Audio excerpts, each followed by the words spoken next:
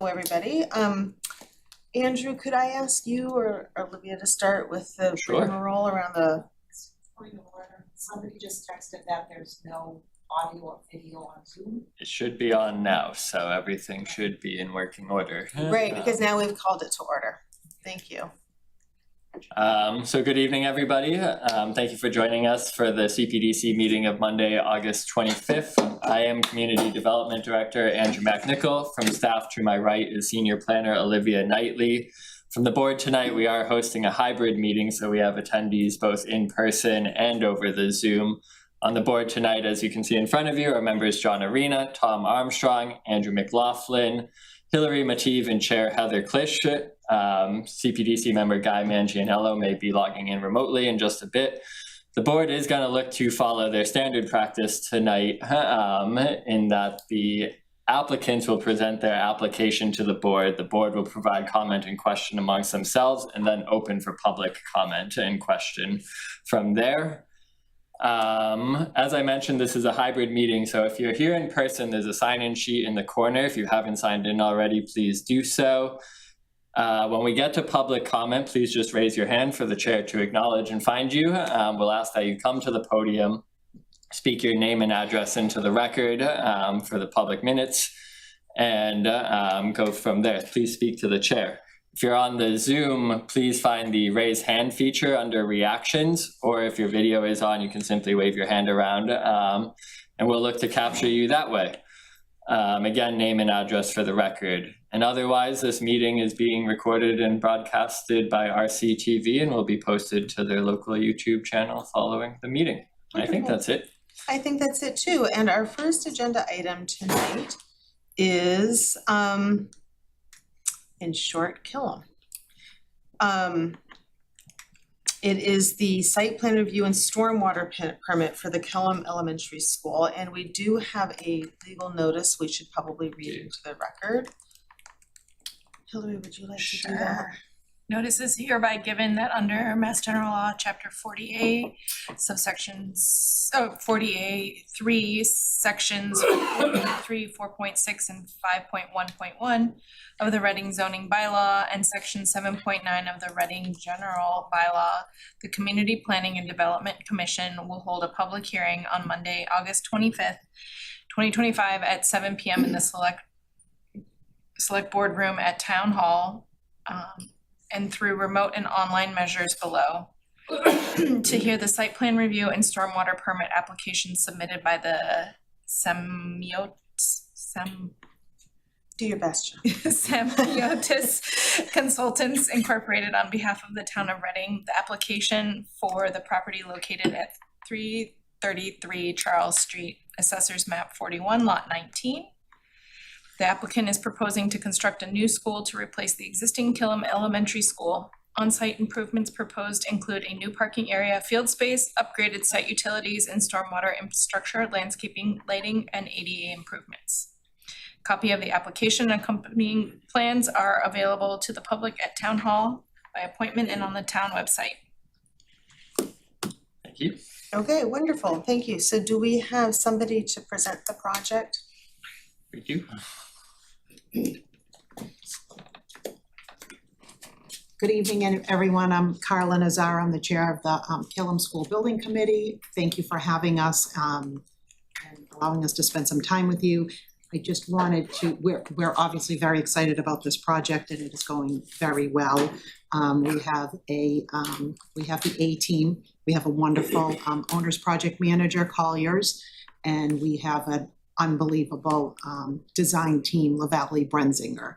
So I will just introduce Lee Sherwood, who is online from LBA, and Jenny Katajimaki, who is our wonderful project manager on this portion as well. And I should just look to see if we have a quorum. 1, 2, 3, 4.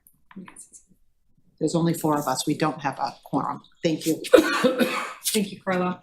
And thank you, members of the CPDC, for holding a special hearing tonight for these 2 important projects. As Carla said, I'm Jenny Katajimaki. I'm project manager for the architectural firm LaValle Brenzinger.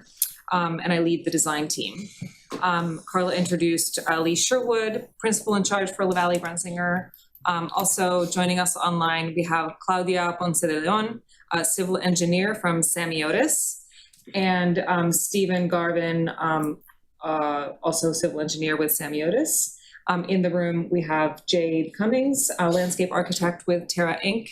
And also online, we have Rebecca Brown, our traffic engineer from GPI. So that's the design team you'll be hearing from tonight. I'm going to go ahead and share my screen.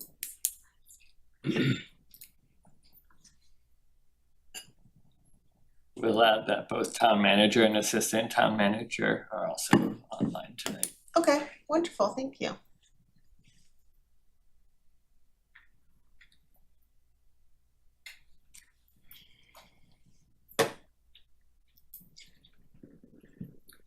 Just trying to get it to go to the presentation view. Maybe it'll work in a minute. So I'm just gonna introduce the project a little bit. I'm sure you're all a bit familiar already with the Killam School from the bond vote and from the materials that we submitted. As you know, this is a MSBA funded project, which means the Massachusetts, it's a partnership with the Massachusetts School Building Authority, which is contributing funding of about $44 million to the project, and the town is contributing about $86 million.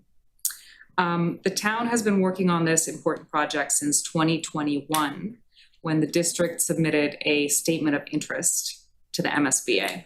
And LBA and the design team have been involved since 2023.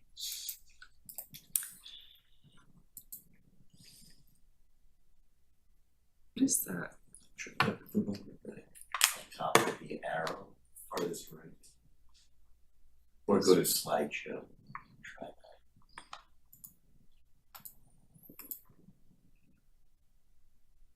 that. From current slide, go to the second. Thank you. Technical difficulties. Okay, so this is just an overview of the project schedule. So to talk about where we came from. So the design team came on board here in November 2023.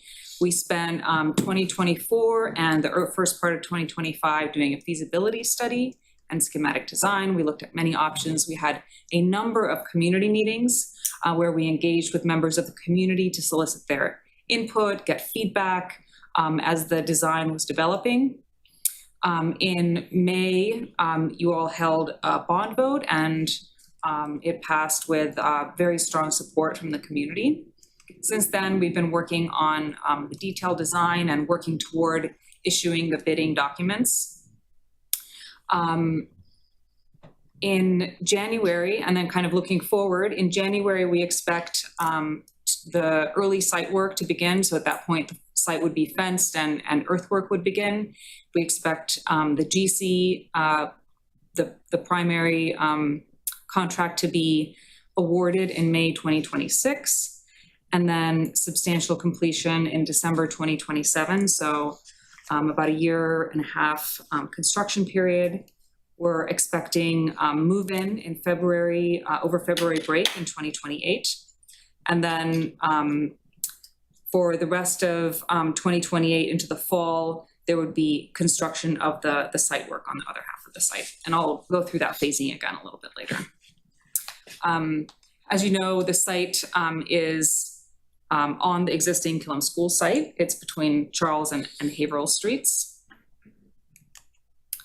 And the new school will be built here on the eastern portion of the site on what's currently the field and playgrounds. This is a view from Charles Street of the completed project with a new 3-story, 123,000 gross square foot Killam Elementary School. The site access is primarily from Charles Street along a one-way loop road that has some parent visitor parking, parallel parking along that loop road, and then surrounds a parking lot that's intended for staff and visitors.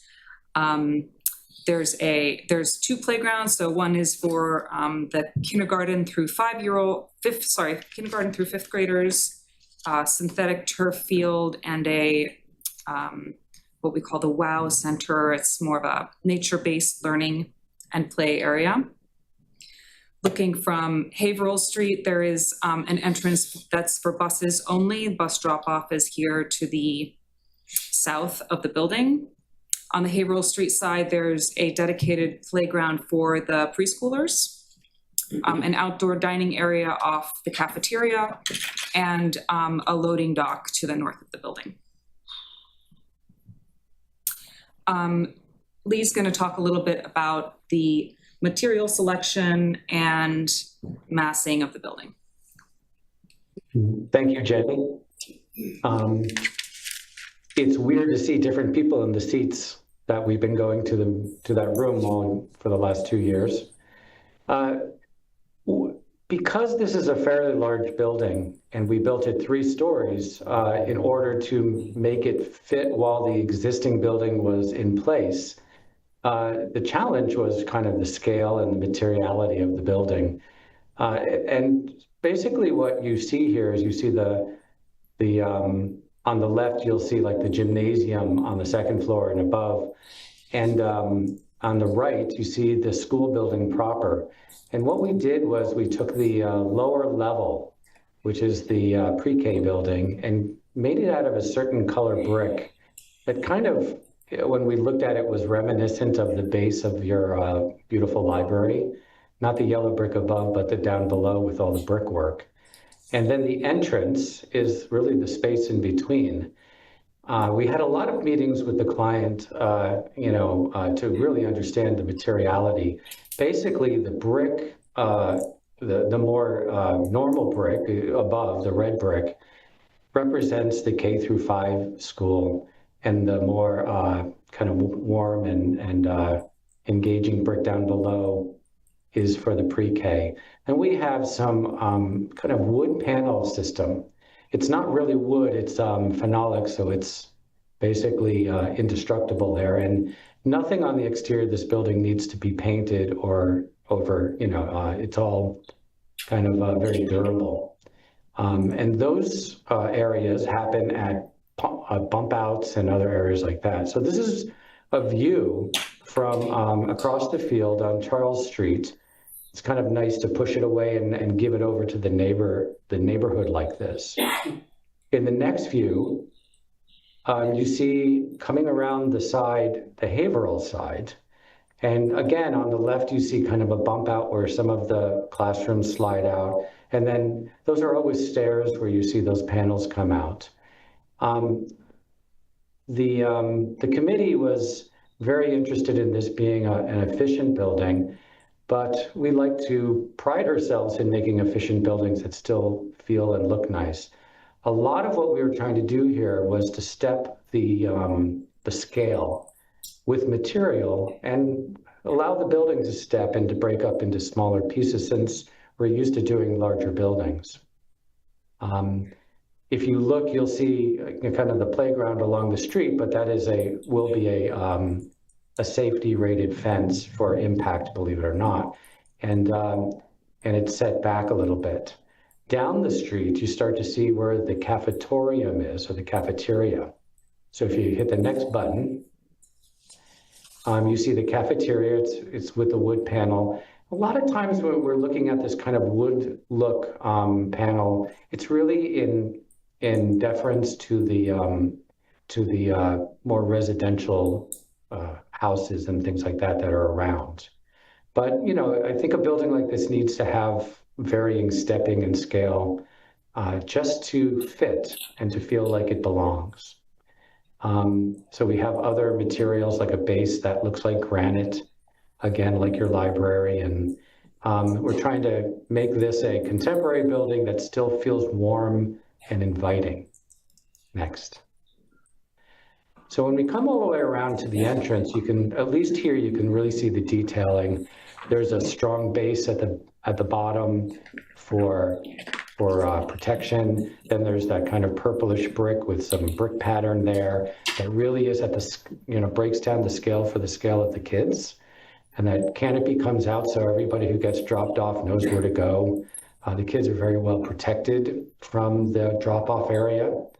And then since they love to hang out there, I don't know if any of your kids went to this school, They love to hang out, the parents, and so we kind of created a arcade underneath part of the gym and into the at the main entrance with a wood ceiling, and that's so that they can hang out, and even in the cold and the wet, they can hang out and look at the playground and be there.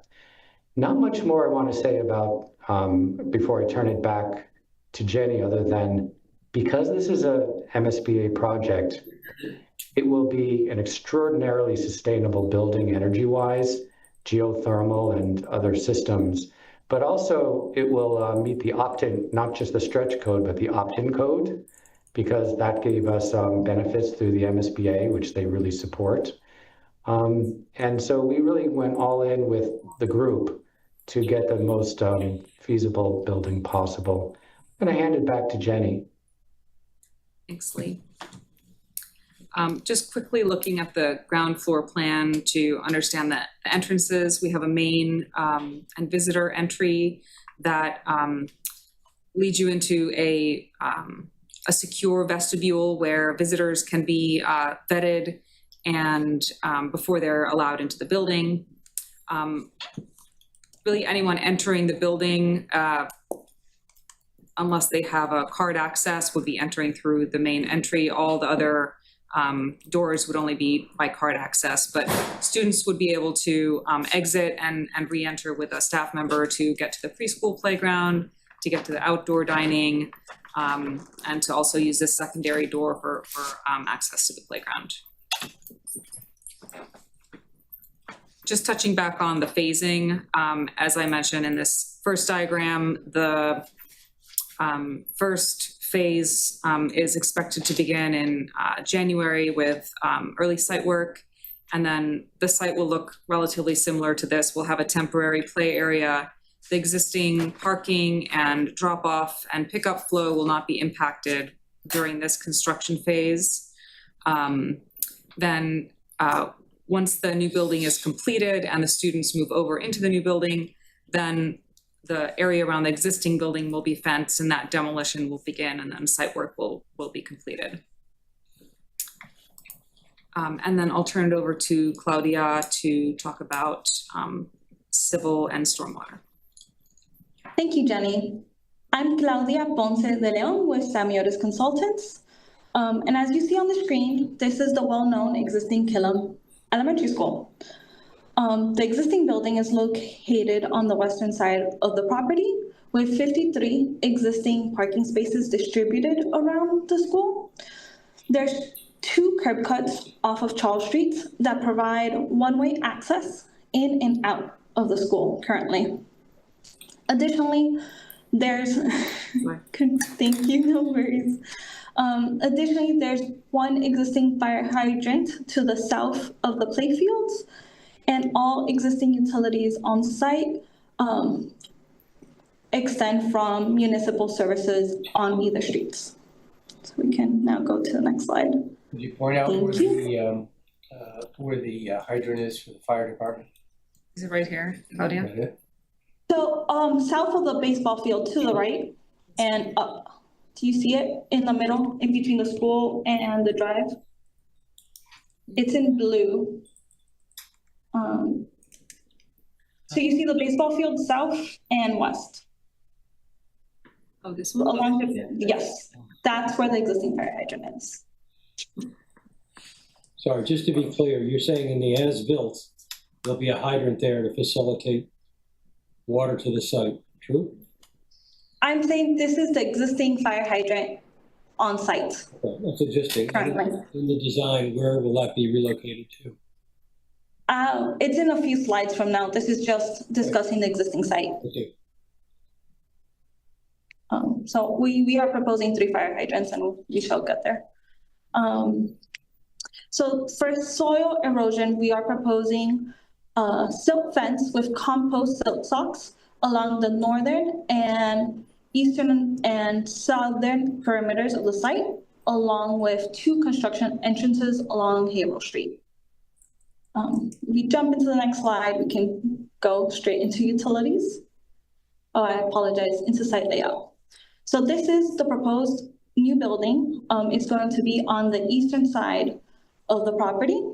to allow for the maintenance and continued use of the existing school building.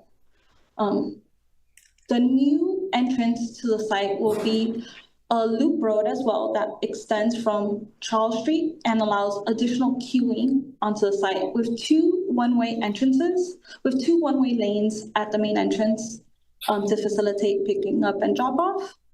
The site provides a total of 151 parking spaces with 7 ADA spaces, one of which is van accessible and one of which is EV ADA. To the south of the proposed school building is a bus-only driveway for bus pickup and drop-off. And to the north of the school building is a separate enclosed service area that will have fencing around it to secure it. There will also be vehicular access from the service area to Charles Street for maintenance and mainly tree trimming that will be controlled with a vehicular gate and a wooden fence gate. We can now jump to utilities. So this is the proposed utilities for the site. We are proposing an 8-inch water main that will come off of the municipal main in Haverhill Street and will loop around the proposed building, feeding 3 hydrants on site. So one hydrant will be located near the service area, one hydrant will be located near the main entrance, and one hydrant will be located in the southern play area. Additionally, there will be a new transformer, a new generator, and a new sewer service, all in the service area. The new sewer service will be connected via gravity to the municipal main in Haverhill Street. And then if we jump to the next slide, we can just focus on stormwater. So for stormwater, we are proposing mainly area drains and catch basins all throughout the site to collect runoff. All of that runoff will be routed to infiltration systems and will be treated for at least 60% total phosphorus removal and 90% total suspended solid removals, which is the new development standard for the Town of Reading stormwater regulations. And any overflow will go into either Charles or Haverhill Street municipal drainage. What was the 60% statistic you mentioned a few seconds ago? So we are treating 60% of total phosphorus removal with our stormwater design, which is the new development standard for the Town of Reading stormwater regulations. And then we are also providing more than 90% total suspended solids removal with our stormwater system design.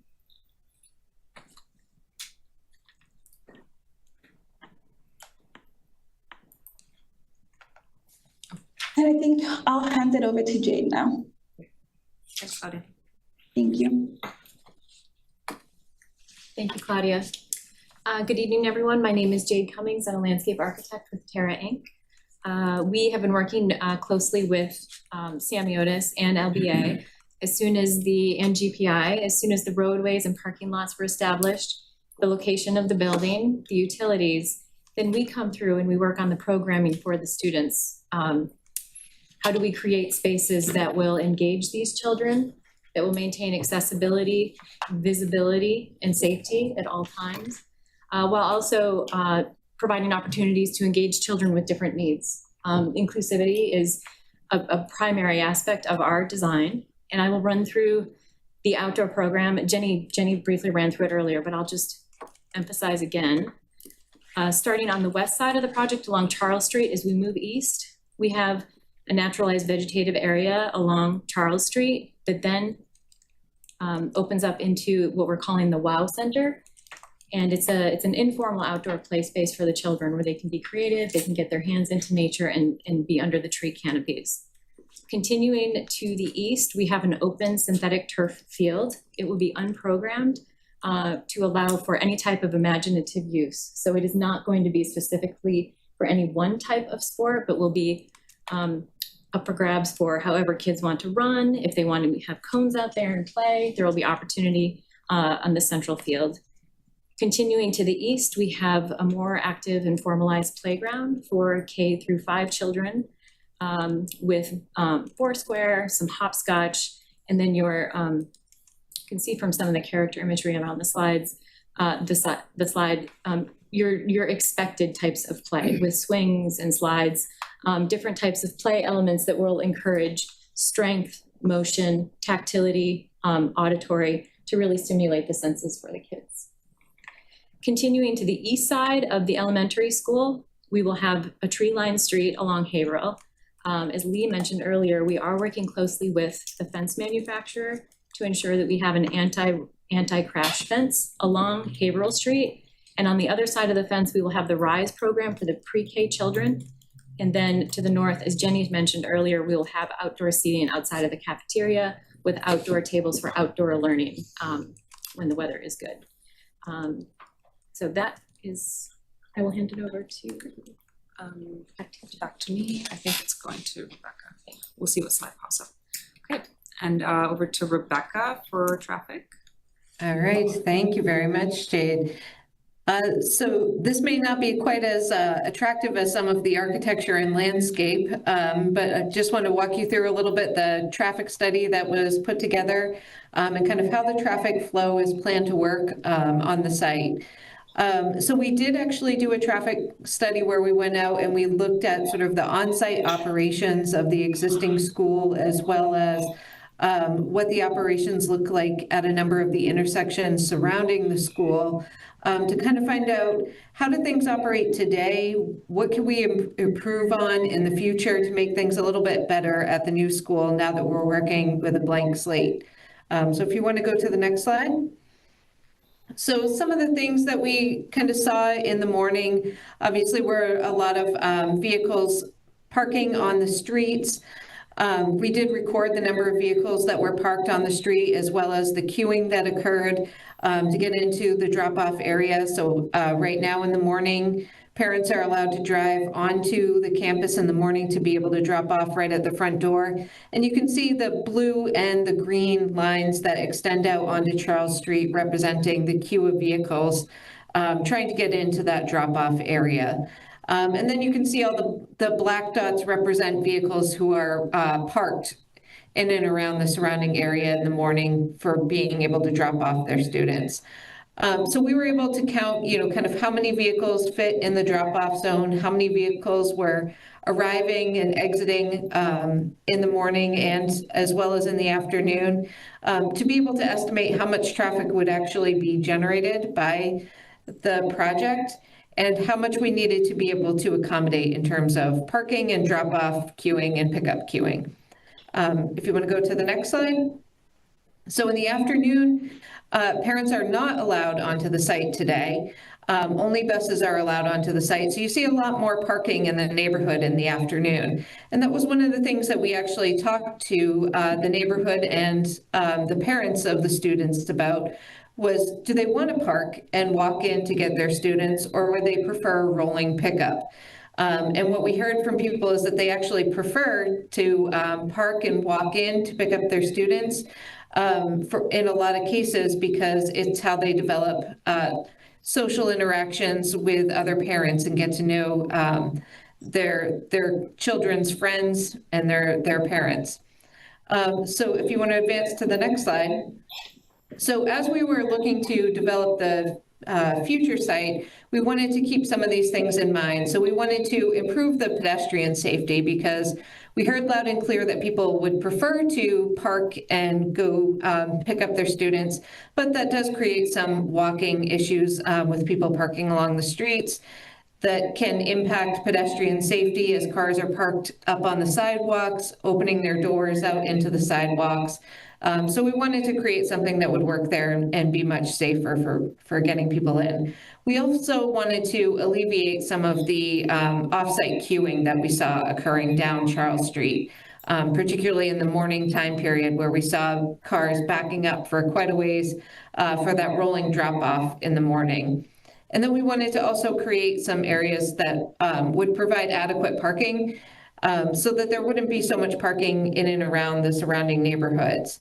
And then we wanted to also, improve access and egress, make sure that it's located on well-suited roadways for this type of development. So not necessarily out on Haverhill Street, where we don't want to have pre-K through 5 students out on those roadways. And then we had to consider the different patterns of K through 5 versus pre-K students, since now the pre-K would be located at this school, and how we could properly stagger the schedules for those 2 groups, so that we could accommodate as many people as possible. And obviously, during all of this, we wanted to kind of balance the needs of both the school and the neighborhood. So if you want to go to the next slide, we can kind of show you what we came up with that does that.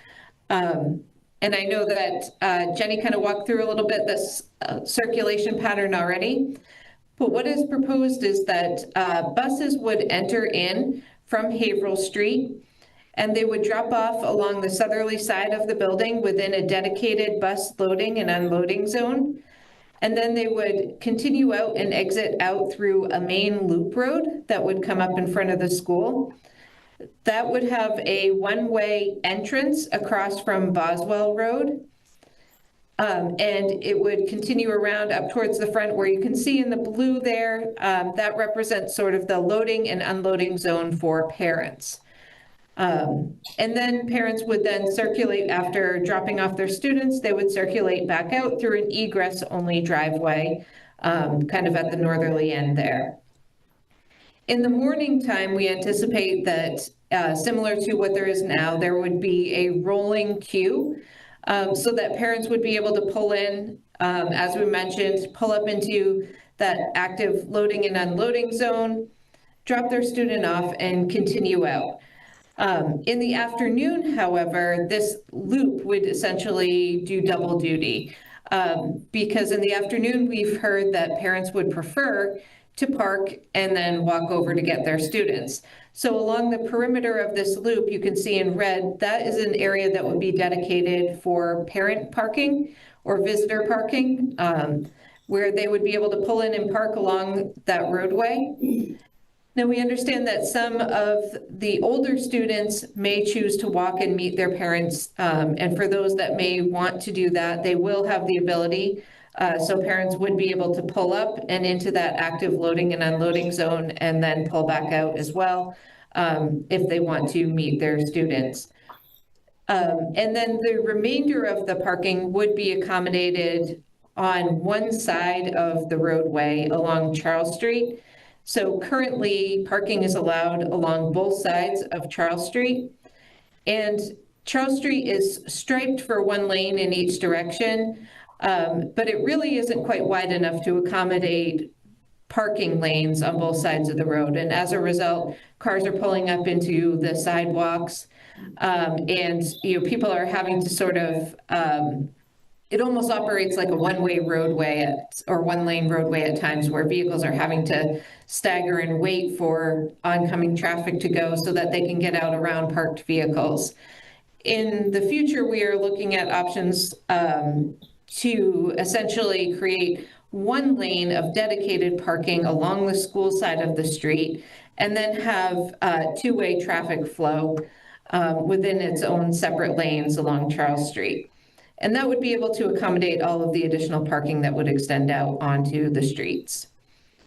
If you want to advance to the next slide.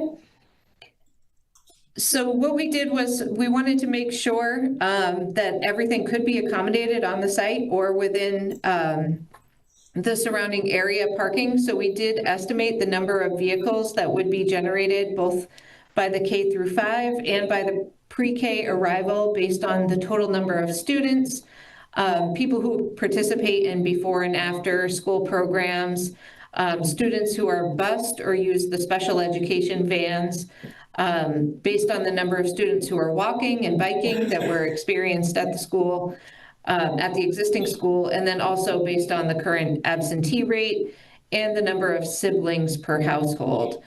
And that really takes the 455 students that you have down to about 150 to 200 cars that are coming to the school in the morning and the afternoon.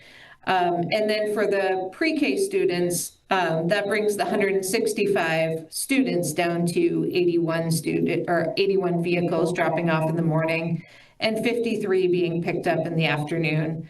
And with that, we're able to accommodate all of the pre-K drop-off and pickup on the site proper so that vehicles do not have to extend out onto Charles Street. And then within the K through 5, we are able to accommodate the morning peak with very minimal queuing back up onto Charles Street of only a couple of vehicles. And then in the afternoon, we can accommodate all of those vehicles being parked along the streets in the neighborhood. But instead of being parked along 2 sides of the street, they would be parked along only 1 side of the street. So you're still going to see about the same areas of parking, but you'll see it on only 1 side of the street in the future, which will make it a much safer situation for vehicles to be able to pass through and provide some additional space for providing some wider sidewalks and improved pedestrian traffic flow throughout the site. Next slide. So the last thing that we looked at was how much parking is actually needed on the site. So based on the Reading zoning requirements, 206 spaces would be required, but we did take a look at ITE, or Institute of Transportation Engineers, parking demand data, which is really considered to be the authority on parking demand, which represents, or which indicates that about 128 parking spaces would be required on the site. We did also pull information on the number of staff members that would be located at the site.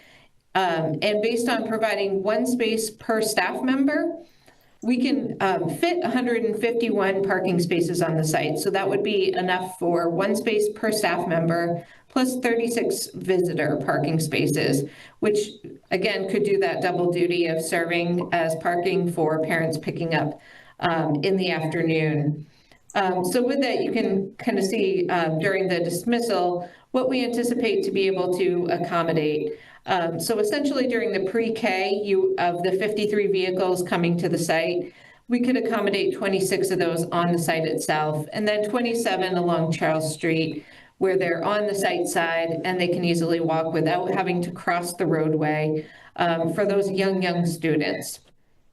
During the K through 5 period, we can get 24 of those accommodated in the rolling pickup, another 26 on the site itself, and then another 99 in the neighborhood streets. And again, that's about the same amount of parking that you see in the streets now, but accommodated on 1 side of the street as opposed to both sides. And so with that, you can see that all of the on-street parking can be accommodated, as I said, on 1 side of the street to really alleviate some of those safety concerns. With regard to the parents that are parking on the street, they expect pre-K kids to walk to the street to find their car? No, none of the kids would be walking to find their vehicle. So the parents actually walk to the front of the school and the kids are released to the parents on the school property. And so the parents would walk them back to their vehicles. And I have a question. I don't know if you want to get into this now or later. I want to let you finish the presentation, but Yep. Can you go back to that slide? Sure, yep. I was just saying, this is the end of our presentation, so. Okay, well, We the welcome your last set of words there says that off-site improvements are required to facilitate safe and efficient loading and unloading. Are we going to, I know that's off-site, but are we going to get into a description of what those are so that the community at large is aware? There's some concepts we're working through with PDC and the consultant teams to work through that design. Someone can perhaps correct me if I'm wrong, but the intent is, I believe, to try to finish a design for the town to use going forward for grants and or other funding sources. The construction of those off-site improvements is separate from the building town meeting vote, and so we'll have to facilitate that a bit. Can you clarify that a bit more, Andrew? Earlier it was remarked that Charles Street may be divided into a parking lane and two bidirectional transit lanes. In the design. Is this the improvement of the parking lane you're talking about? This is the design improvement, Design yep. of it. And that will, Okay. that will accommodate how many cars total? It's, Believe it was 70 plus on the Charles on Street. a single side of Charles Street. On a single side of Charles Street, we'd be creating 40 striped parking spaces. And then Okay. with the neighborhood adjacent. And those improvements would reduce, would increase the width of Charles to allow that to come to be? So Charles Street is actually a 50-foot right-of-way right now. It's two 12 to 13-foot travel lanes. The intent would be to reduce the travel lanes to 11 to facilitate the sidewalks and on-street parking and utilize the 45 to 50-foot right-of-way There's layout. some amount of right-of-way that exists. Yeah. The easements will be taken back by the town. There shouldn't be a need for any takings or easements in terms No, of it's the within the right-of-way. easement. It's all The town within. has a right to reuse that. Right, exactly. It's all within the existing right-of-way So layout. what's seen by the abutters may be a widening of the street. But in fact, it's just use of the easement. Yes, widening of the sidewalk Widening of the and or sidewalk, yeah. street, Reuse yes. of those areas. Yeah. That's one option that's being Yes. considered. There's not been a decision made yet about the direction. These are all safety-related questions. How are the ideas being bound to the project scope so that there's assurance that one or more of these ideas will actually come to be and not fail because of the grant wasn't given, the design was faulty, what have you? How do you bind a concept to a building plan that they both come to be? I do think that's the importance of pushing the design as far as it can get right now, because the design is good. As long as the town has the design, whether grants or locally funded, we can use it and pull it off the shelf at any point necessary to facilitate the construction of the improvements. The design won't expire. But that's a necessary condition, not a sufficient condition, right? That must be true in order for it to succeed, but it's not enough. How do you actually, maybe we don't know the answer, but how do you ensure that the parking part of it, whatever that scope is bound to the building part so that they're not disparate in time or? Yeah, I money, don't have the answer. I think it is planning on the town side with town management, engineering, public safety to facilitate the construction costs of those improvements and better understand how we can align them at the right schedule, ideally. I think that's essential, because otherwise you'll end up with far less parking on day one than you anticipate. I would offer that if in a possible scenario which you're contemplating, what if these improvements on Charles Street don't happen? I would offer that then the situation would be improved from the current condition, right? Because we're gonna have a lot more parking on site, we're gonna have more queuing space on site, but it would be not be worse than the current condition. The ideal condition would be where we are able to improve the parking on Charles Street. But even if that were not to happen, it would still be improved from the current condition. However, the plan that everyone's heard is the proposal, so there's a little bit of a, I'll say it badly, bait and switch sense of this, if that were to come to pass. Which nobody would want to see. You very much want to see the parking described here.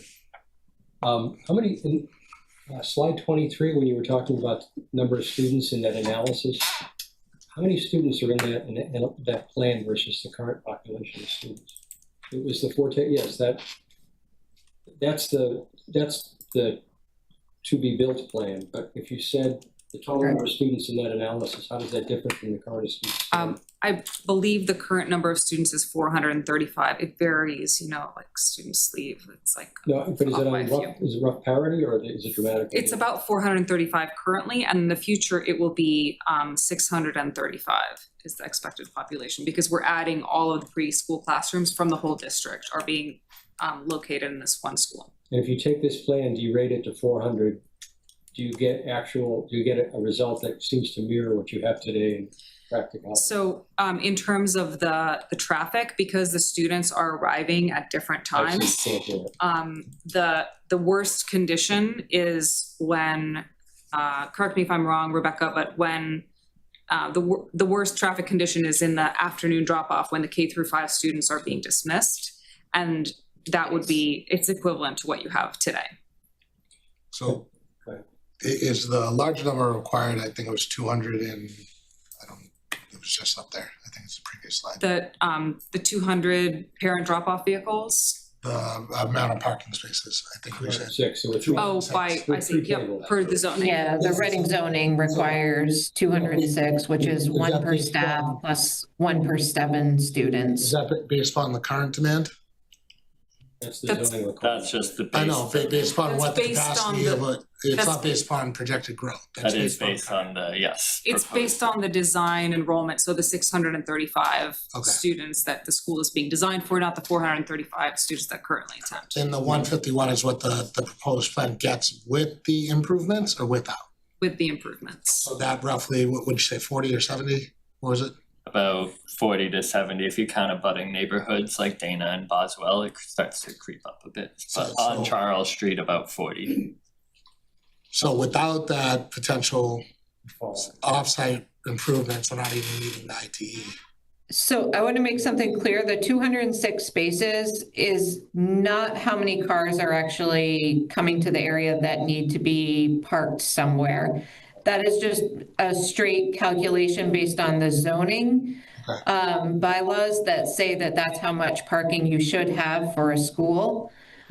We would anticipate that we would have, one vehicle potentially per staff member, and then a handful of visitor parking spaces that would be required. That's what the actual parking demand would be throughout most of the day. And then the rest of the day, or the arrival and dismissal times are completely different. So this is not representing your arrival or dismissal parking. This is just your midday parking. This is what your demand would look like. Understood. So sorry, I have a follow-up question. Okay, you go ahead, because I got a little The confused. one based on space what per she was staff saying. member, is that based upon design of the 600 plus students, or is that based upon what you currently have for staff members? That's based on. No, that's based on the 600. Great, thank you. And then I'll let you go because I have a different question. Yeah, so my follow-up, I'm sorry, I'm following what you're saying, where I kind of had a gap in my understanding is what's proposed here for parking, is that clearly it's sufficient for staff is what I'm hearing. And then you said a few visitor parking. Is that parking area, like how many do you mean is a few? Like how many staff spaces are needed out of those? Yep, Claudia, can you provide those numbers of how many actual parking spots we have? Yes, so if you go to the last slide, the Q&A slide, in the center of the site, we are providing, okay, here you go. So in that center lot, we are providing 125 spaces. And then the perimeter parallel parking spaces along the loop driveway is the remaining 36 spaces. So we are providing a total of 151 spaces on site. So that is not adding any additional off-site improvement spaces. It still falls short of that, to me. So 125 plus 36 is 161? Yes. 151. 121 in the center. 121 plus 36 is not 151. 57. No, it's 125. 125. 125 in the center. Yes. Yep, and there should be 26 around the perimeter. 26 around the perimeter, okay. There are 30, sorry, my name's Steve Gardner from Sam Young's Consulting. There are 36 visitor spaces, when you're asking what that handful is. the number That's is what I was 36. getting at, is, you know. Yeah, the 36 was the number of visitor, yeah. Alright, thank you. So essentially, there's 10 spaces within that center area that are visitor, and then the 26 spaces around the perimeter are also visitor. You had a question. Go Yes, I ahead. did. Sorry, so this is obviously a phased project development, right? Once the building gets erected, gets constructed, we move the students over and we build the rest on bridging that, of course. What was the traffic parking study done between those phases? Or is the plan to have, because right now the parking lot that's proposed conflicts with the existing building structure. So you don't achieve any parking. You're talking unless about the interim condition. Correct. So I'll show you a couple of slides we have here in our back pocket to talk about the temporary conditions. So Numbers wise, I'm sorry. yep, this is the first phase where as I said, the existing traffic conditions are not impacted. This is the phase you're talking about where the new school is open, but all of the existing parking from the old school is not available and none of the new parking is available. So this condition persists from February 2028 through the end of the school year.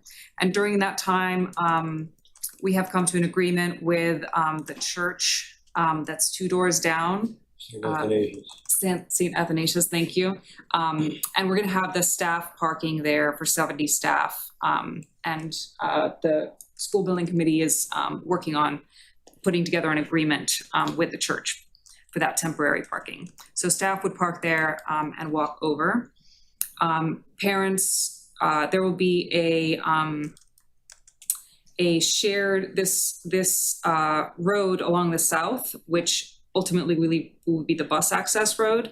During this period, it'll be available for parent drop-off. So parents and buses will pull off Haverhill Street, unload here along the south, and then exit at Charles Street. So that's one way. It's a one way, Okay. yep. So that question there, Haverhill Street's been the subject of another application in front of us for last meeting, just on traffic density, a lack of observance to the posted 35-mile-an-hour signs. You'll get to the line of sight traffic study, but was there any discussion, particularly if you're going to have parents stopping, banging a left or a right, any thought to asking for signalization of that intersection? I'll let Rebecca speak to that, but I'll just say that this is a condition that we expect to persist for, I believe, 4 months, right, from February to the end of the school year. So we would not recommend signalization. And then in the ultimate design condition, there's no increased traffic on Haverhill Street from the current condition because all of the parents, except for these 10 spaces that are here on Haverhill Street, which are the same as exist currently, and in the design condition, there would be no parents turning into the bus-only access. Where are the 10 spots on Haverhill Street? Got the red stripe there? Just about. This okay. red line, yeah. So I could imagine parents, just as they queue up on Dana and Boswell today, might really attempt to do it on Haverhill Street. Any thoughts to how that gets controlled? People are people, right? It's the shortest distance between 2 lines. Yeah, we have talked with the police department about enforcement, and they are fully on board. You know, they've reviewed this. We talked about not having the parent drop off there. Their recommendation is they would prefer to have the parent drop off there because their belief is that if you don't provide the drop off, they will still pull over on the side of Haverhill Street, which is more dangerous. But the good thing about school traffic is that it's the same parents coming every day, unlike folks who are cutting through on Haverhill Street between 93 and 95. So a little bit of targeted enforcement, a couple of painful tickets, and people will swiftly, we hope, change their behavior. And is the police department on board with the enforcement that would be required? They are, yeah, strongly supportive of this Is that to approach, say yeah. there'd be a detail there for that 4 months? When you say supportive, are they posted there for those 4 months? We have discussed a police detail for the 4 months. So these little details, you know, they sound like it's all going in the right direction, but there's got to be task tension to bring them to conclusion, because the absence of 1 or 2 of these elements, like the parking's not done or the police detail isn't settled, that has a material effect, at least for the 4 months. I hate to see that. Everyone's pushing in the right direction. I don't doubt the intent. I just would like to bind it as part of the overall interim plan. And then another question. We've had 2 proposals in front of the board in the last 2 meetings, and I've asked about evacuation plans and safety plans, particularly in this case because of the construction, the demolition of one building and the construction of another. Have you contemplated where a gathering site would be in the event of the need to evacuate the building in the interim setting? I believe the gathering site would be the play area in front of the school. That would seem proximal to the building itself. In the event the building needed to be evacuated and the kids withdrawn from the site, Have you given any thought to a more remote site that isn't immediately adjacent to the building? I will be honest and say we have Yeah. not. That's probably, you always think of the worst case. If you actually had to take 400 kids out of various ages and teachers, you've got to do a head count, you've got to make sure everyone's there, and you've got to, safeguard them from the site and public safety. So particularly in the interim where you're so pressed for space, that's something I think that probably needs a little bit more time devoted to it. We have reviewed these plans with the fire department, police, emergency services. Their focus typically is on actually doing their services, like fighting fire. It's not necessarily on the adequacy of the plan. So perhaps this is something that, between now and the next meeting, you can discuss and. The current evacuation site is to St. Athanasius School. That site will remain. That'd be perfect. And it's at different phases, there are different ways to exit the building. Sure, thank you. Okay. I want to give everybody a chance to ask their questions. Did you have another question? Yeah, so the 70 parking spots that St. Athanasius has agreed to accommodate, that's based upon projected enrollment and employment, I'm assuming, for 2028? Yeah, so during the remainder of that school year of 2028, the RISE preschoolers would not be coming over in the middle of the year. So that's why the number of staff is fewer. It's about 70 staff versus about 115 staff in the full design scenario. And as far as maintenance of that parking lot, who's assuming duty of that since we're using it? Windsor. We haven't discussed it, Yeah. but my assumption is it will be the church, but if we haven't gotten the church. Yeah, we're working on the contract with them. Okay, It's a good point to include in the. just something to have an agreement on, so that way you don't end up with 30 spots versus, what you're supposed to have. Will there be students on the third floor of the school? Yes. Any with physical disabilities? There may be. And this is a fully accessible building. Is there an elevator to get up to the third floor? There's. If you had a fire, you can't take the elevator.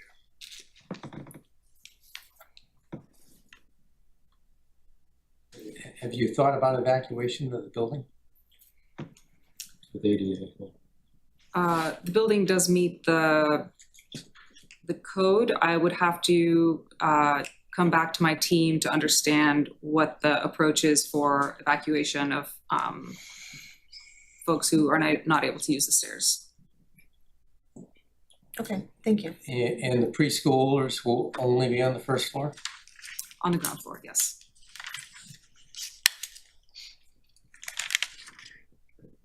Mention was made earlier about a fence manufacturer working on, I think the words were a crash-proof fence.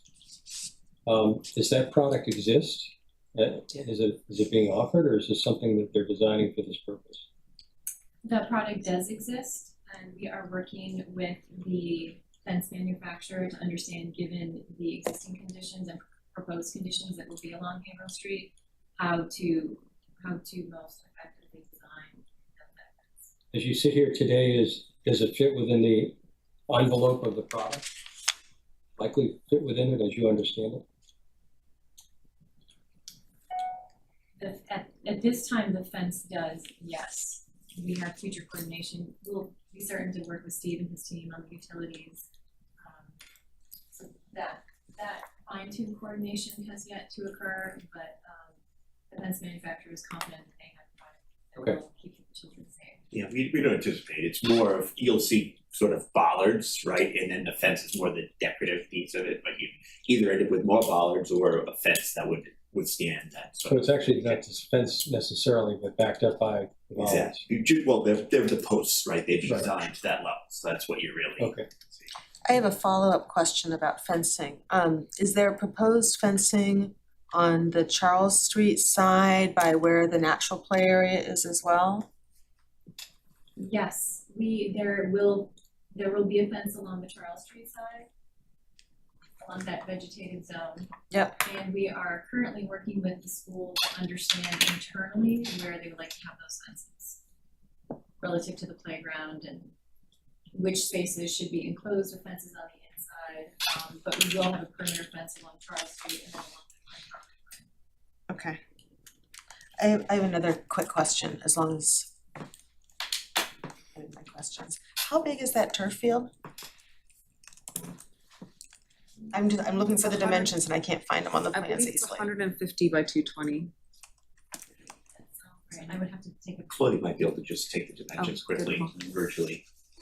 Well, and even as that's going along, I am wondering if you all would consider lights for that field. We have a dearth of, okay, I'm asking this also knowing that there are butters, and so it's just a consider, I'm asking if it has been considered because we have a paucity of turf fields. We have a lot of turf fields. We have more kids that need practice for, I know, lacrosse, probably soccer as well, and anything we can add for youth practices and use in the evening would probably help the town out entirely. So I'm thinking about making the best use of the property, but I saw a point of alarm in the back that might be from an abutter. We did discuss that with the rec department, and their recommendation was to not include the site lighting for this field. Can you walk us through your lighting proposal? Because The lighting plan? we do have some images of lights and just where they headed and what's the idea for that. I can try to. Sketch. Are they dark skied? Yeah, dark sky compliant because the building will be LEED silver. So we'll have parking, the street lights along the loop road and in the parking area.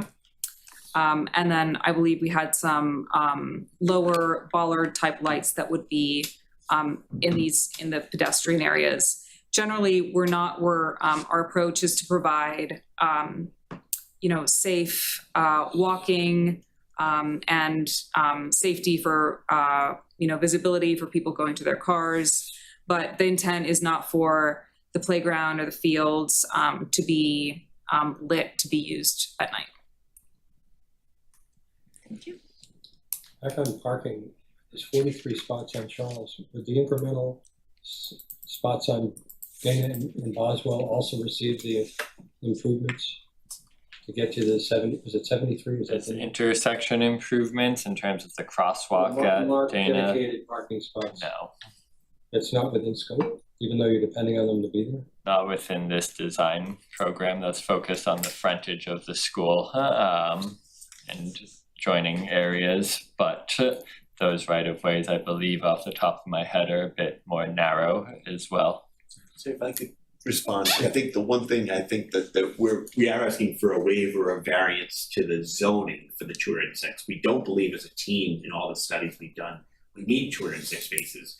We just are not providing 206 per the zoning, right? So the design has enough spaces based on all the studies for the increase in the number of students. What is the maximum, including the anticipated off-street parking with the That could be accommodated. I don't think the design's finished, but maybe Andrew. What's the theoretical value for parking on and off? We've got 151 on. Right, plus what, 70 off? Just about, yeah, so You're open. you're Right, but you can't control on the site from a site plan approval. I get it, but as long as, that's why I got to the point of Yeah, saying, no. as long as the project's bound to the bill, they'll get done. mhm. And it's like off-street parking, we have to. The challenge is the MSBA won't allow us to include that in what we're putting forward for our approval and permitting. For your funding, Right, okay, but it could be funded separately. but for the permit, it can't be connected to it because then we have that issue. Yeah, I get it. It's. Right, we can't count off-street Okay, parking in your for the, perspective. or on-street parking for the permitting. I think But one of from a practical perspective. It's only the we are practical is what I'm controlling, getting at. One, this might be the final question about parking, I don't know, Charles Street, the proposal to restripe it, I think, is what I heard, to allow parking on one side, not the other. What would prevent parents from still parking on the other side of the street or pulling up onto the curb? Gotta What's the post it. game plan for that? That part of the site improvement. So it would be striped and signed with no parking. If you want to actually advance there's a couple of slides towards the end. It's the very last slide that actually shows kind of what the cross-section could potentially look like. So the top one is showing the existing condition where you can see it's just basically a center line on the roadway. Cars kind of park wherever they want to. In the future condition, what we're looking to have is 11-foot striped travel lanes. So it would be a lot more obvious that those are for travel. And then an 8-foot wide striped parking lane that would have striped out parking spaces. And we would sign it as no parking anywhere along sort of the southbound side of Charles Street. And do students ride their bikes to Killam, or are the streets so busy that that generally doesn't happen? I guess I'm asking anybody who knows. Yeah, I'd say they do. So bike parking is where? I will have to get back to you. It's in the front of the school, just. Oh, thank There you. are some bike racks in front of the school entrance. Go back to maybe the landscape. Because I believe the landscaping shows it. the field It's here. dimension sheet. Thank you, Claudia. The field is 200 feet by 160. Thank you. Is there anything that limits the Charles Street parking to the 43 mentioned earlier? Is there some physical limitation? Could it be? So that's within the limits that this design is looking at from Wakefield up towards the site. The town could look further beyond Wakefield down Charles and or Dana or other, but it acts informally now, and I don't think there's a need to change Dana Road, and again, that width might be a bit more limited, but If you just Charles Street, could you go farther beyond Wakefield? May not be practical because it's too far. At a certain point, people won't. right. Right. And how wide are the sidewalks there? I'm thinking about the bucket of off-street improvements that I know aren't part of the site plan.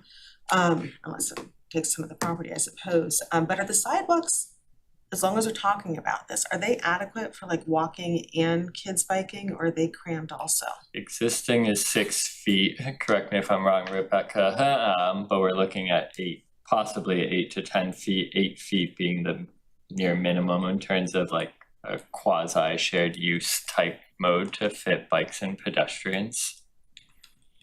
That's correct.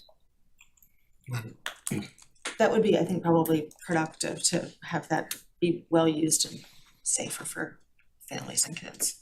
And then one more question. Yeah, so this one here is showing you a 6-foot sidewalk on the opposite side of the street with an 8-foot sidewalk on the school side so that it could accommodate bicyclists and walkers. But you can also see that there is a grass strip in there. So there is the potential to make it 8 feet on both sides. Okay, thank you. One more clarification, Rebecca or team. On the Havel Street side, there's no gate access into the impact fence, correct? So that would be a deterrent from people trying to do that drop off on Havel Street. So if you have no gate access, that forces a child to walk all the way around the gate, down the sidewalk and all the way around. Yeah. Whereas if you have a gated access, then they're gonna start to. Yeah, all the student arrivals will be on the Charles Street side of the building. That's where students will be dropped off. So if a parent is pulling off on Haverhill Street, their child, older children, a lot of families let their kids walk, like a 5th grader, they can walk by themselves, or a parent would park and walk with their child to the front of the school.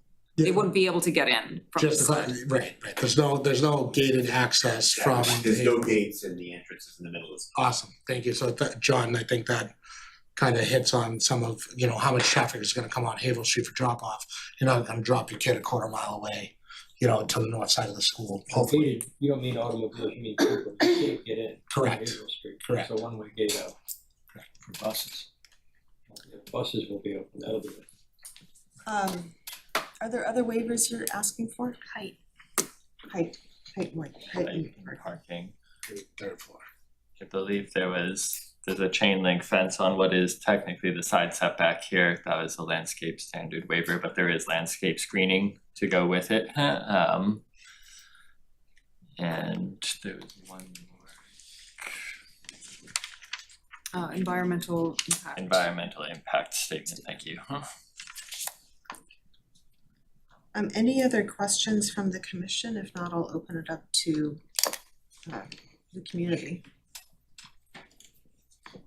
Okay, we have some people here. Any questions from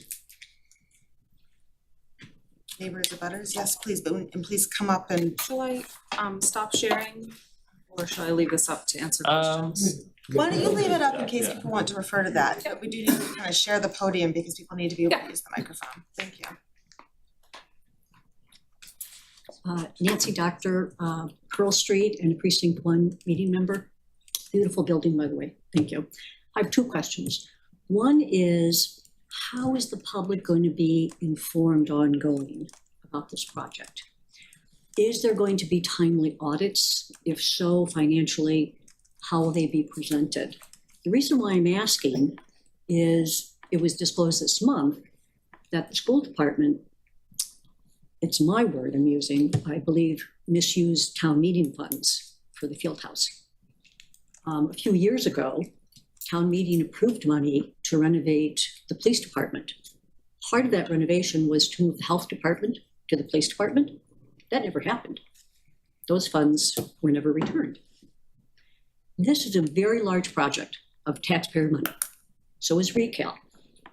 So in order to ensure transparency and to ensure more trust going forward for taxpayers, how is the community and taxpayers going to be informed on a regular basis how their money is being used? Okay, that's a little bit outside of the purview of CPDC and the site planning, but since you've taken your time and sitting here, and I think we do have the town manager on the line, maybe he could take a few moments to respond to that. Yeah, because I would like to know, this is a big project, and I do believe the public deserves to be informed on a regular basis. I think if the town manager is able to respond to that, great. It is, it's not something CPDC is going to address in our decision. It's also partially state funded. Yeah, and it's partially state funded. And I see you in the back next. Do we have the town manager able to respond? Can you hear me? Yes, thank you. Yes. Hi, yeah, thank you, Nancy, for your comments on that. I think that, letting people know about this project, the funding, how we're doing is very important. I totally agree with you. And we do that on many of our projects, and we'll do that on the two projects that we're talking about tonight. I don't want to get into a debate on the field house floor issue, but I don't think those funds were misspent, as you said, and we could get into that more at a separate meeting. But in terms of this project, yes, we want to be out there, we want to be transparent. Also, the MSBA is our partner, our funding partner, and they have very stringent requirements on this project in terms of disclosure and making sure things are public. So again, I know it's just public comment tonight, but I just wanted to add that. Okay, thank you very much. Well, the second question is about the synthetic field. Is there a time frame? Could you come here because they might not be able to hear? Yeah, second question. The field, how long does that last? Because we've had to replace the turf. So is there a life for this field that's being put in place? I'd like to know if there's a lifespan. What the lifespan of Yes. this, okay. Anybody from the design team will respond to that? But hold on just a moment, sir. I see you and we'll get an answer to this question. It depends. We're outdoors, everything outside is dynamic. They might not be able to hear you online at the mic. Everything outdoors is dynamic, as we all know, so it depends on weather, it depends on use, it depends on many, many factors. After 10 years, you might start to see a little wear and tear. We've had fields that have lasted longer and haven't needed any type of repair. So I'd say probably a 10 to 15 year, we're gonna start to take a look at what improvements, repairs need to happen. I am curious about the thought process that went into having a synthetic turf field as opposed to a grass field. That was, we had several conversations with the Park and Rec Department, as we do with most schools. Some districts absolutely do not want turf, some districts absolutely do want turf.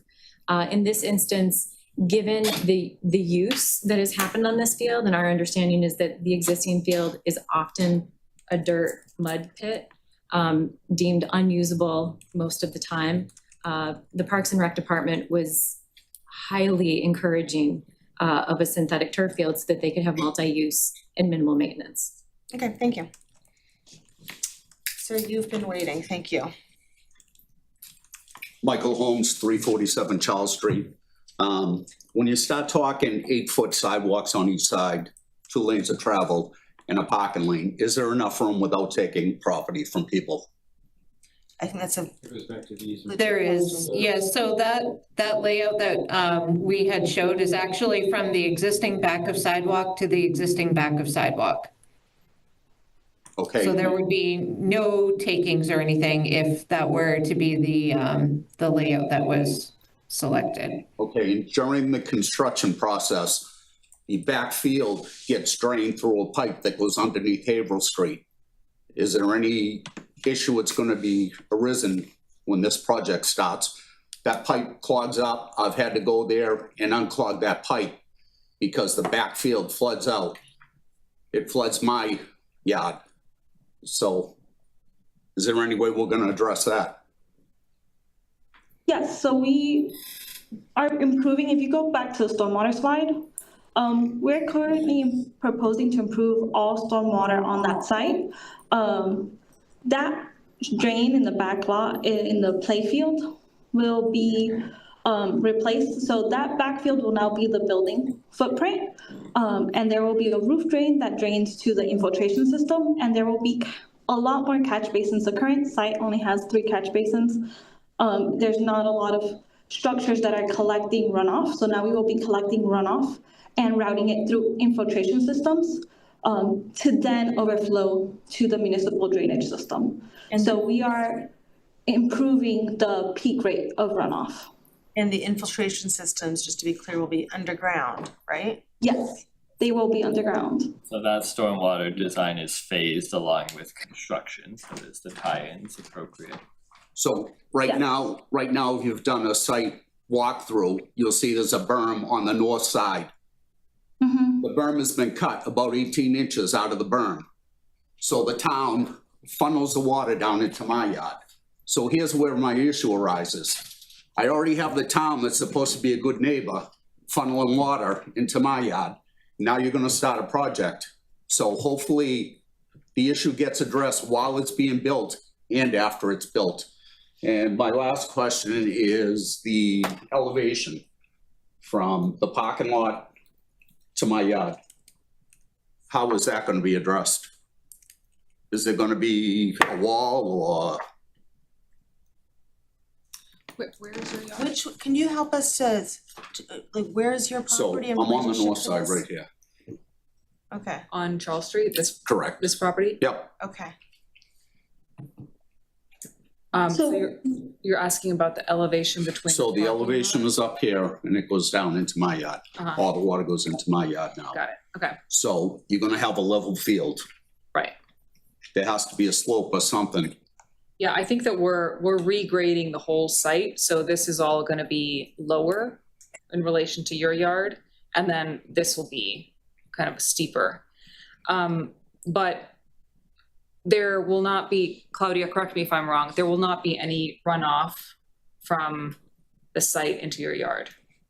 Yes, currently the asphalt pavement from the north side of the existing school kind of sheets into that landscape berm that kind of runs off to your yard. Now the water will be sheeting towards the right into structures instead of north, so page right instead of page north, into structures.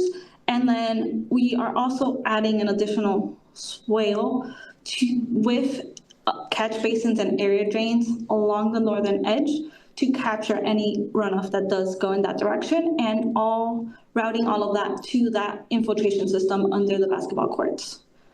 Okay. Thank you. Thank you. Thank you. Anybody on Zoom? Not that I had seen. Okay. I did not say, but I will say it now. I think the traffic flow looks good. I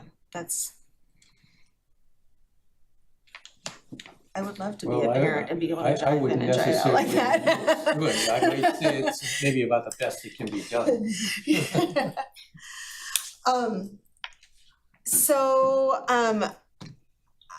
I would like to see the lighting plan. I know you said it's dark sky compliant. It seems like you've covered a heck of a lot of bases to me. But we should probably look for a continuance so that we have some time to noodle on it in case anything comes up, a continuation, and have it come up at the next one. Do you have another question? Oh, that I was know they lighting. provided a lighting plan, I couldn't zoom in on it at home. And it's the same with me, actually. Blowing up and going Actually, away. I just noticed it as well. Is the lighting plan sufficiently in there, or is there more that you'd like to, that you're planning to provide? I think you said that there would be a lighting plan, and This page 25 of 40. Yeah. Do you want me to screen share? Sure. The lighting plan that we submitted? Yes. Okay. Give me one second. I couldn't zoom in at all. ESL 1.2.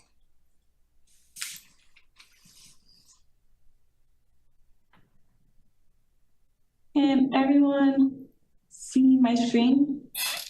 Yeah, could you just Get rid of the minimize? tiles, I think, tiles, Claudia. That'd help. Thumbnail, yeah. Just click off the tile, Thumbnails. the thumbnail. Oh, sorry. I understand. So you can zoom. Oh, I have a lag. I apologize. I jumped.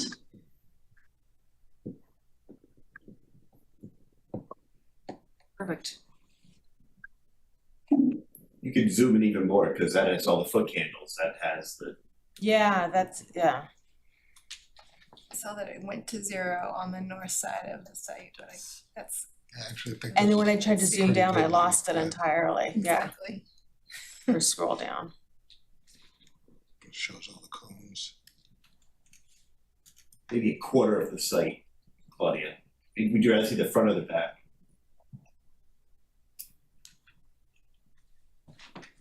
This is literally an eye chart. Yeah. I also have a lag. I apologize.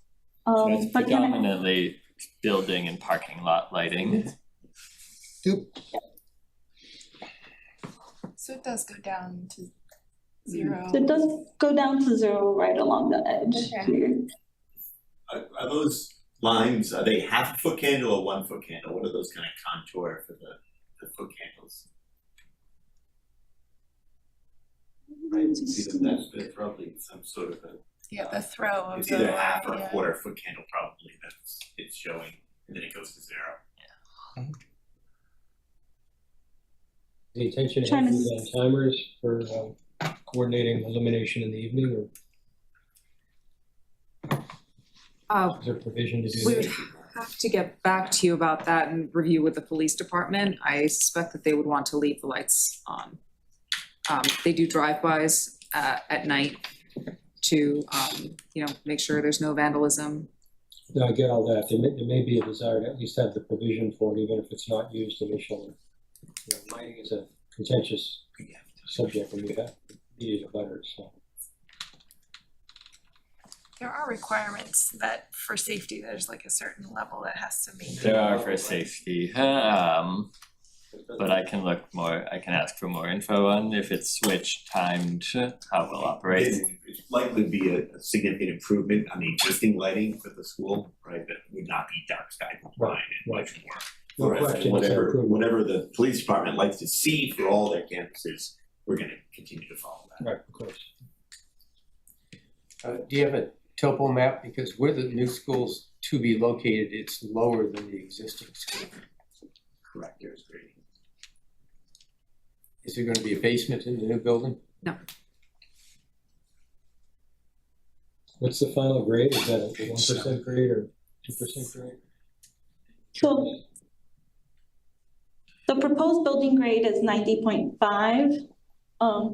We are trying to meet grade, so we're coming down at an ADA compliant slope from Charles Street that is higher.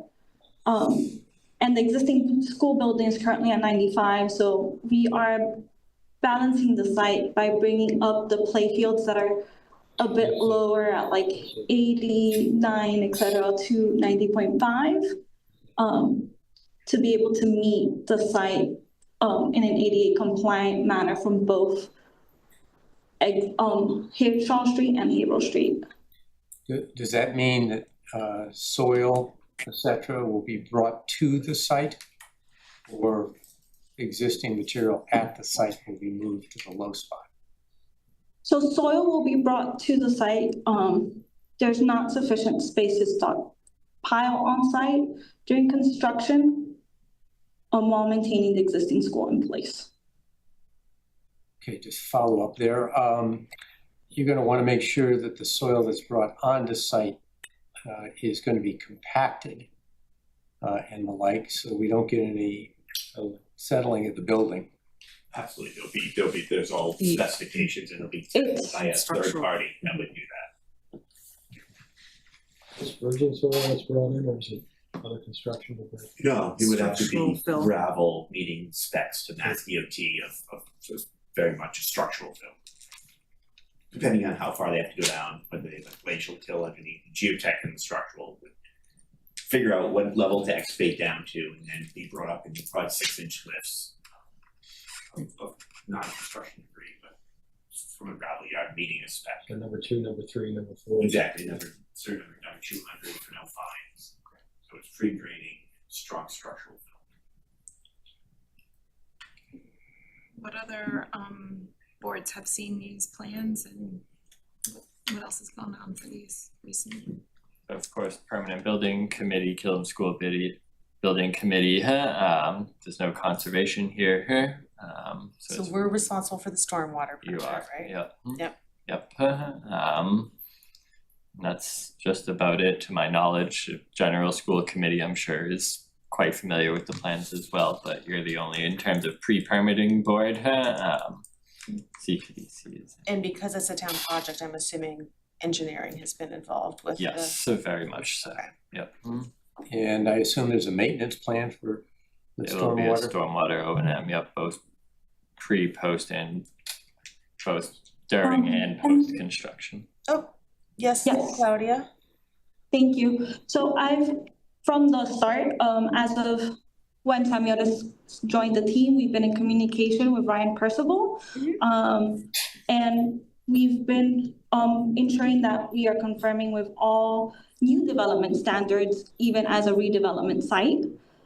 And he has reviewed the plan several times. I even confirmed with him today that they look good and that we are trying to ensure that we are providing the best and newest stormwater design that will meet future standards, including the latest NOAA rainfall calculations.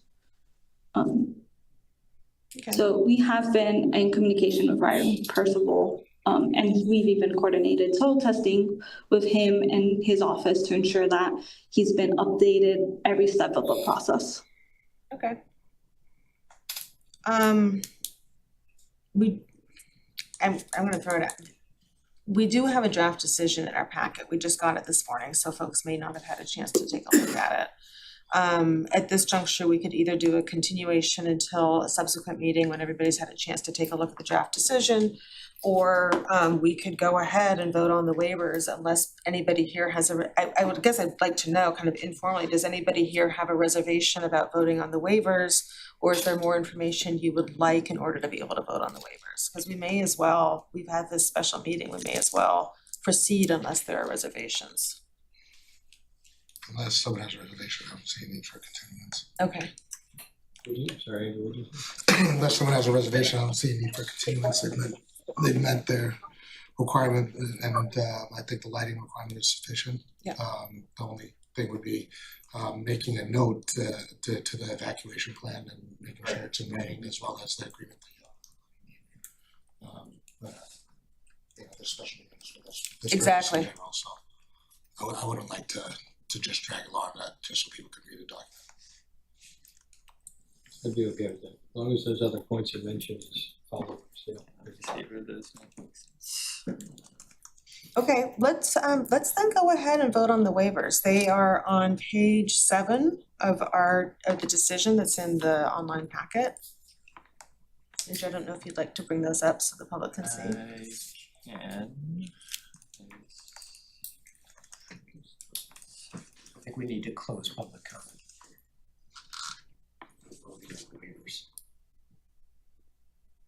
Actually, I guess you're true. That's right. We need to close the hearing, don't we? You can make a motion to close the public hearing. Second. Guy is online, so we probably should do the roll calls. Okay, Guy, you're online. We're voting to. Sounds like it. He told me he was gonna be in a noisy place. Guy, why don't we start with you? Yes. Okay, Hillary. Yes. Heather, yes. Andrew, yes.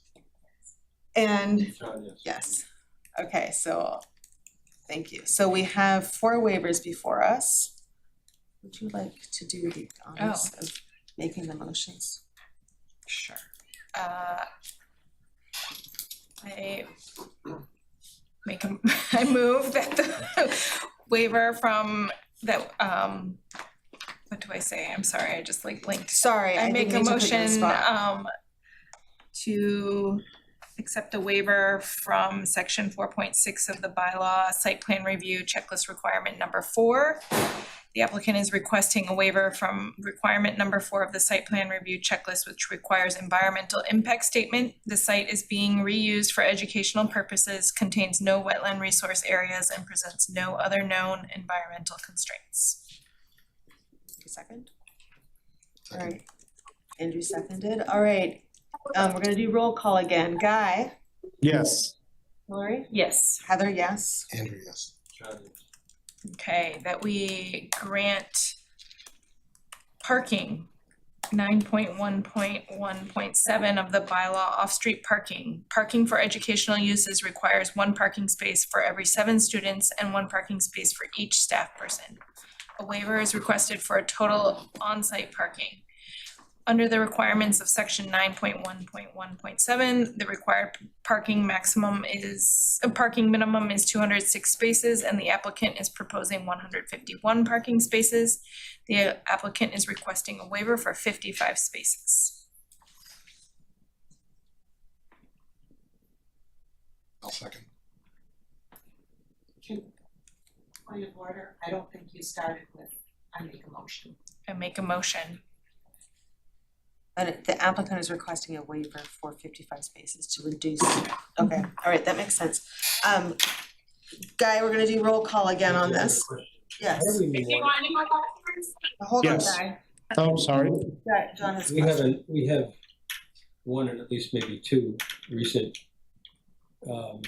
educational reviews where parking has come up. How do we memorialize here that while it's a waiver, it's in an environment where it's a superior proposal to the current?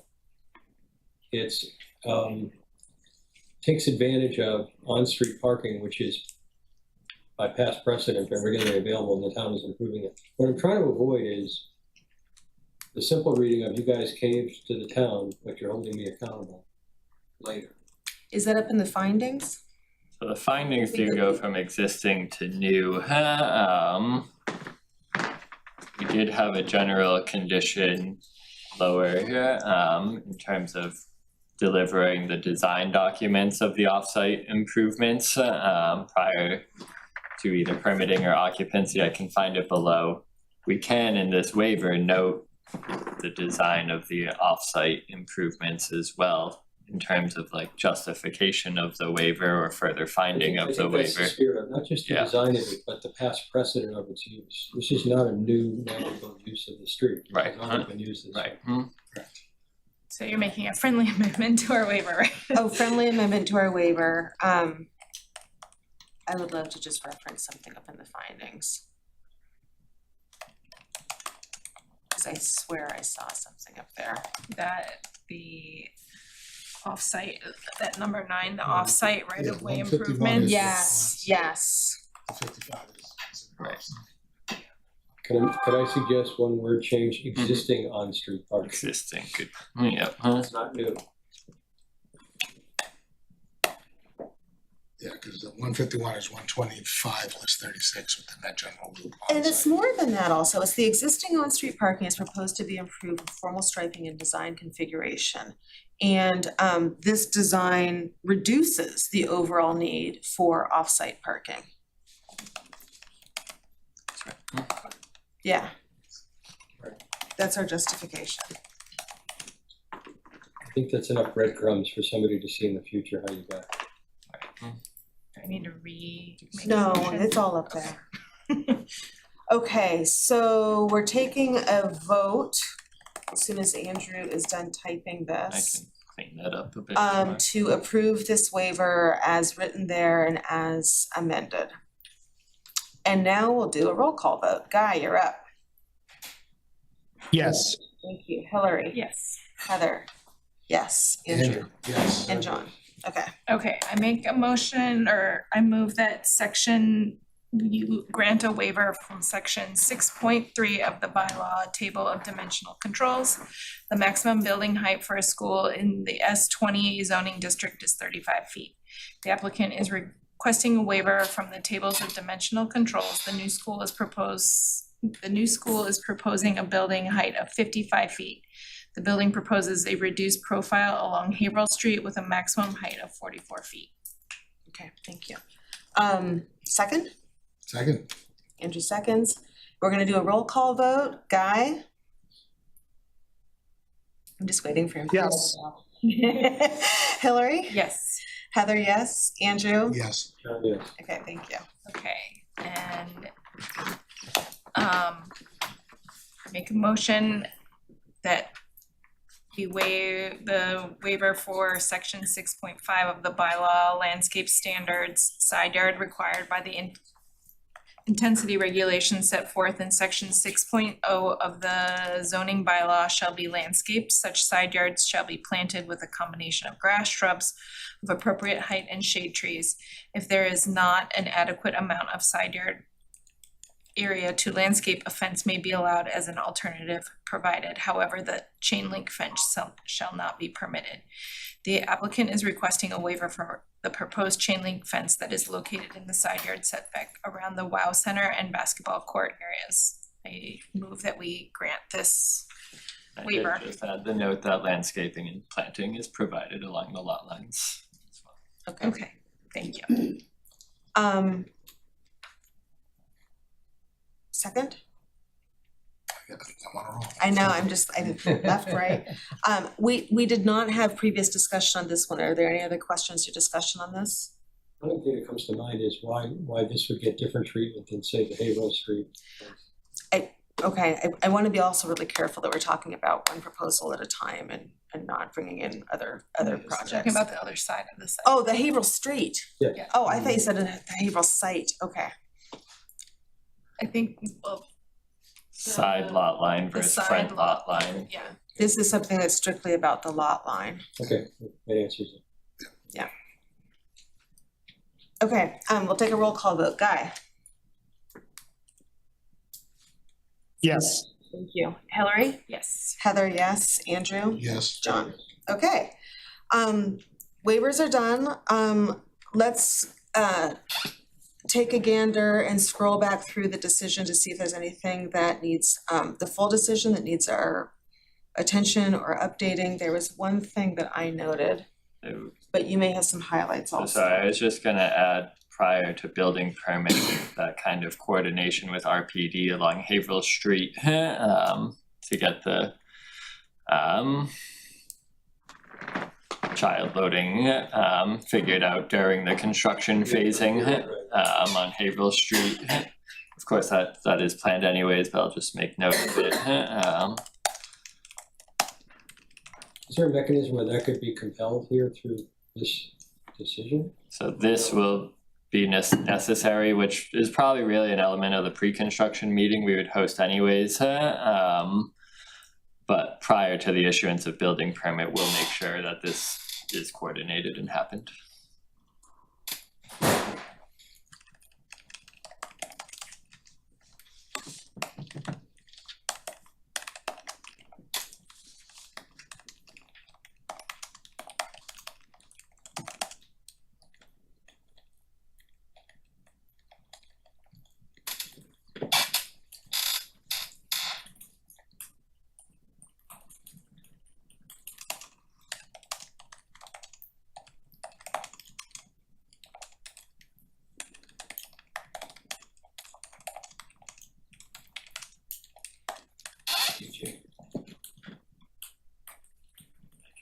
This as well, but I think that's around the Okay. intent. Good, thank you.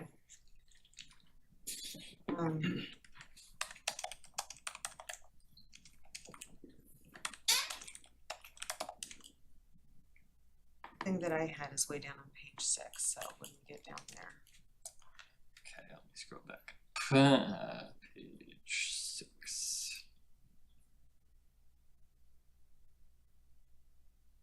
My thing is on number 18, the outdoor play areas. Kind of midway through, it says a structural wall with a steel fence is proposed along Haverhill Street for additional safety measures and vehicle separation. And to me, that sounds very specific and a little bit different from what was actually said, so what should we actually say there?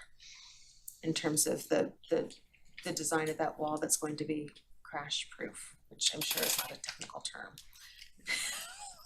Right now, again, conversations with the fence manufacturer, it sounds like we will not need a wall, that the fence will be set within a type of footing, so that will be underground. Okay, I would propose using crash-proof barrier. crash proof is a good word, okay, let's, Barrier, and then if Crash if proof there's- barrier. Looking for. okay. Thank you. I'm just gonna scroll back down to conditions. Okay, yeah. I don't think I have any further plan revisions noted here. Remove this condition. I am going to same thing prior to building permitting, because it kind of all talks about that pre-construction coordinating on the shared use agreement with the with the church for the maintenance, yeah, yeah.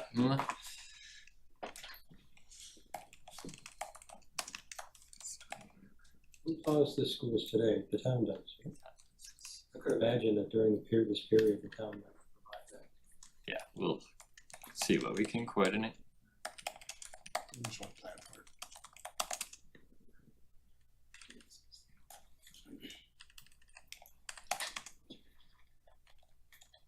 You know the address of that site must be 300 Haverhill Street or so, yeah.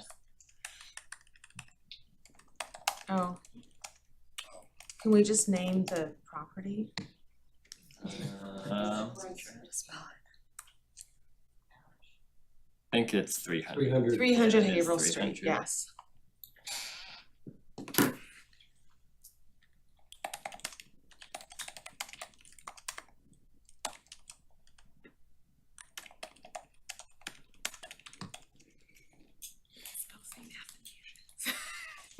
I don't know how I did that on Google, I just started it.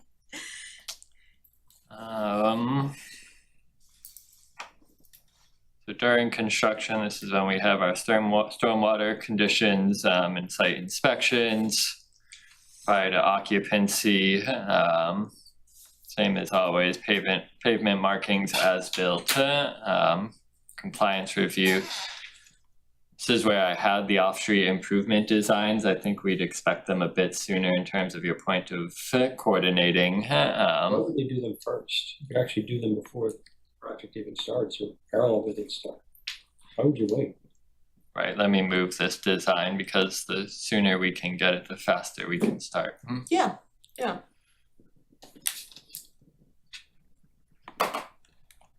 And I'd also take a peek at Boswell and Dana to the extent you make a decision whether you can use them or not. Mm-hmm. Okay. Okay.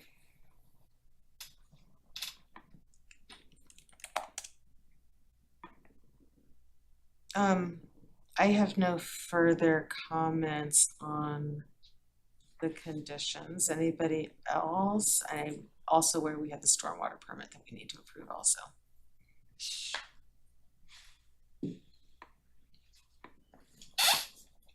Is this all one decision?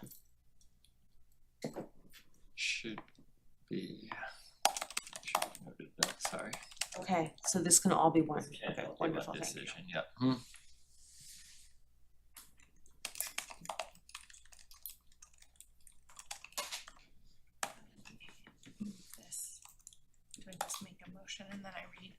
Yes, Okay. exactly.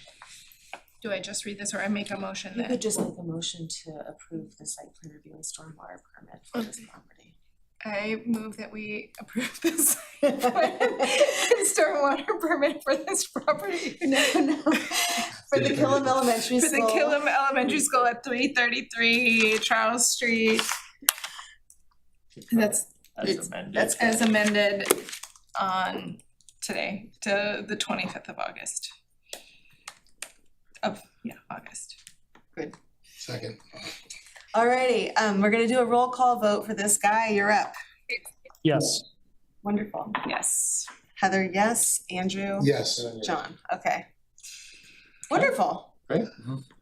Thank you, everybody. Thank you, Jenny. Thank you, everyone. Can we take a 5-minute break? Yes, let's take a 5-minute break before our other special permit thing for everybody to get comfortable. Be back we'll adjourn temporarily, we'll be back at 8:55.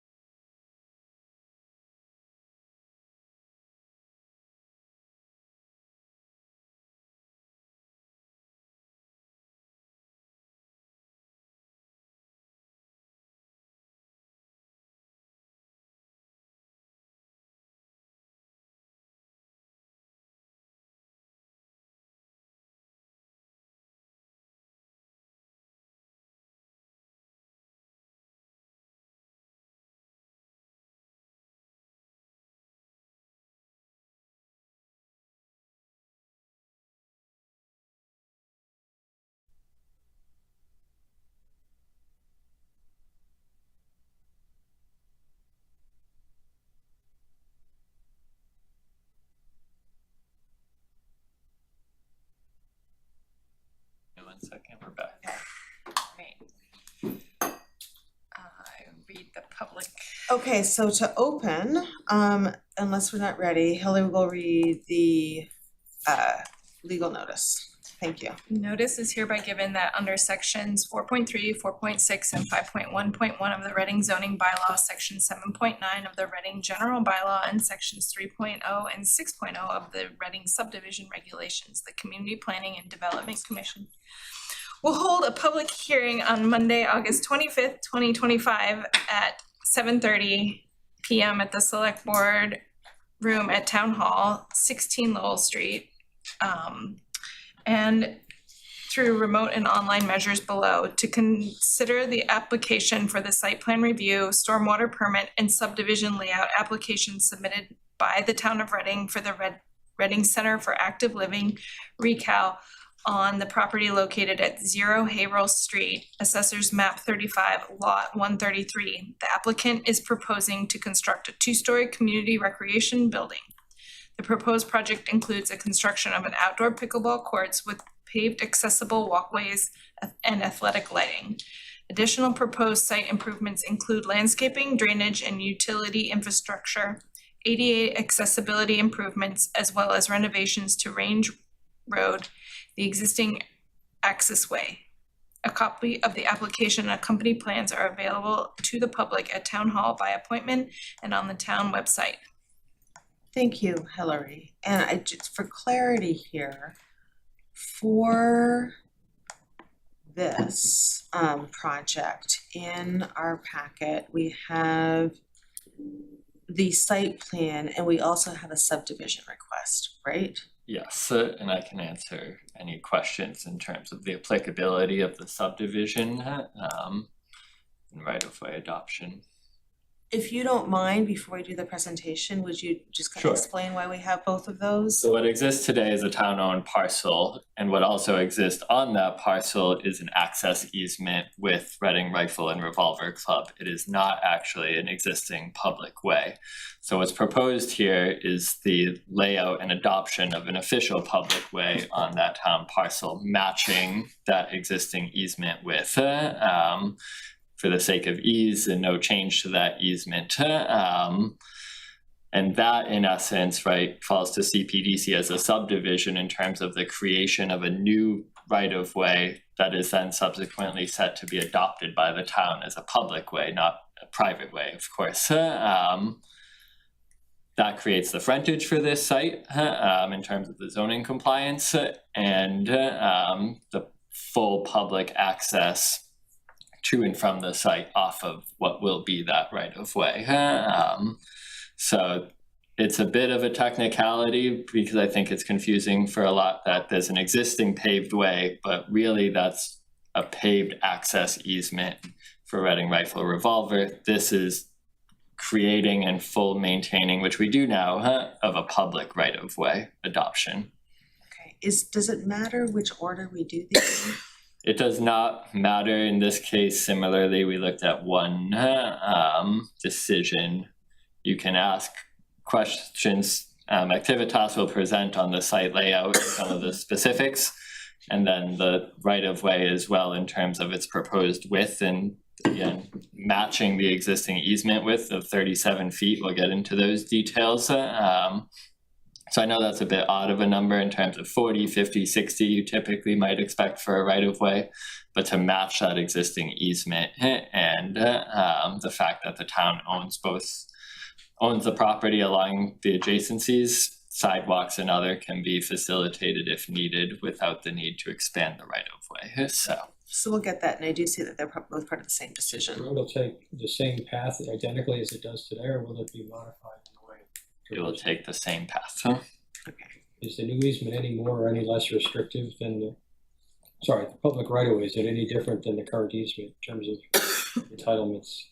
No, so that easement with Reading Rifle and Revolver will be maintained because this public way is only going to go as far as this site frontage. That's it, and after that it's Reading's property. Yeah.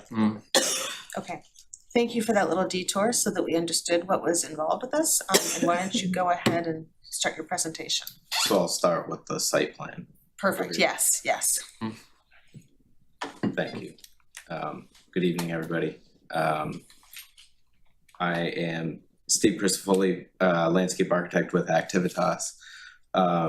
With me tonight is Mark Novak, principal with Activitas, Joel Bargman, BH+A, the architect, prime consultant, and then Chris Emilius from Brennan Consulting for the traffic consultant. Just pulling this up. I think for the interest of time, we'll kind of go through the plans.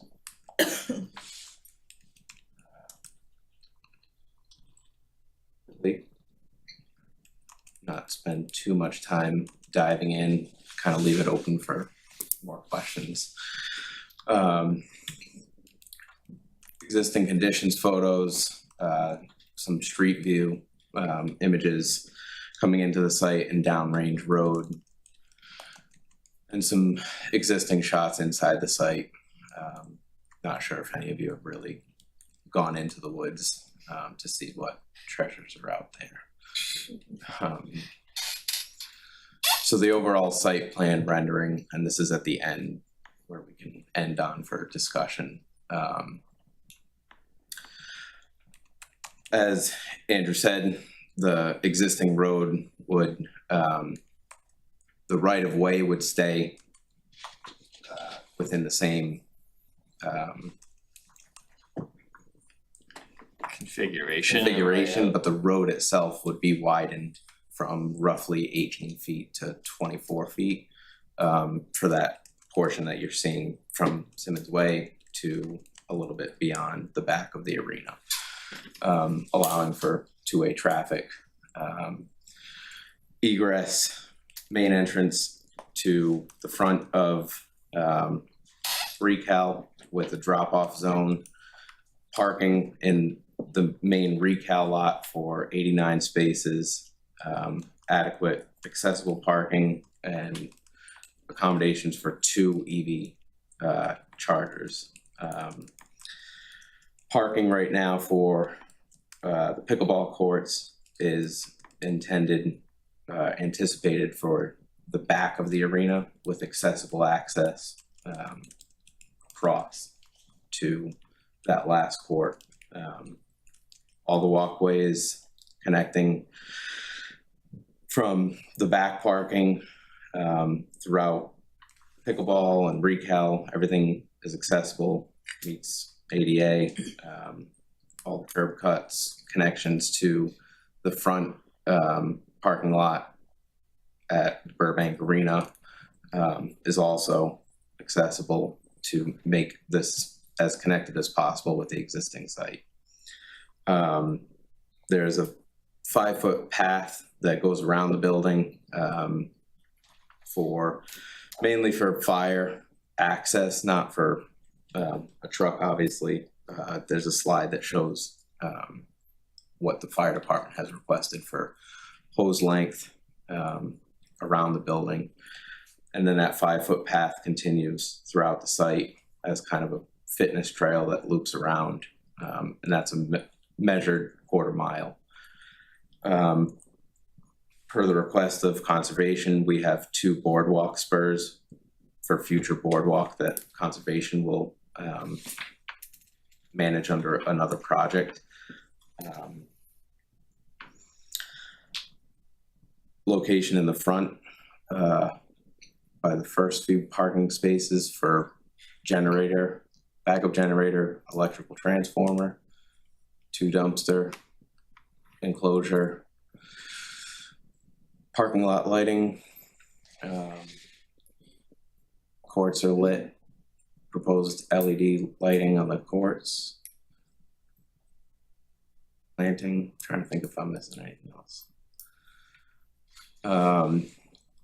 Where are the fire connections? I'll show you that in 1 second. This is just a quick overview of the anticipated construction entrance staging. Snow storage right now is anticipated to be collected by the town and removed off-site due to the constraints of the site. So fire access, engines have full turning clearance throughout the parking lot, and there is a dedicated fire lane on the southern side of the building to pull in there. The red dashed line around the building are the hoses, so they require, what was it, 150 feet, 250 feet from either engine. So parked at the street or parked in that fire lane can access to the water rooms. Where are the hydrants? There's one hydrant on site, right where my cursor is, basically on Range Road at the arena, and that's sufficient. Is it 2 hookups or 1 hookup? I don't know if it's 1 or 2, but the fire chief reviewed it and signed off on that.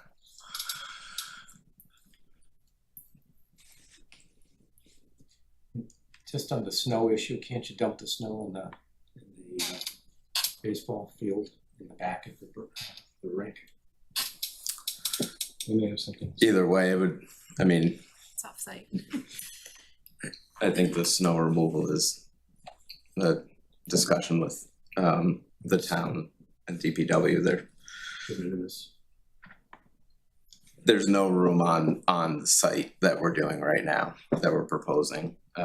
And with the resource areas, we need to be sensitive of that. So it was kind of decided earlier on that it has to be moved off site. So it'll be treated like other municipal sites where DPW gets it hauled away within 24 hours, 48 hours after a snowstorm. That was one of my I'm sorry to interrupt, but that was actually one of the questions I may as well ask, because I noticed it was temporary storage taking up about 10 sites in the middle, 10 spots in the middle of the site, and it said temporary, and I didn't know what temporary meant, so that means removed within 48 hours? I mean, I think they said 24 hours. 24 hours? Like, what does that mean? Typically, we're looking at a day or two. I think our condition says within 72 hours, because you never know what might be expected. Schools get priority. Okay, So. thank you.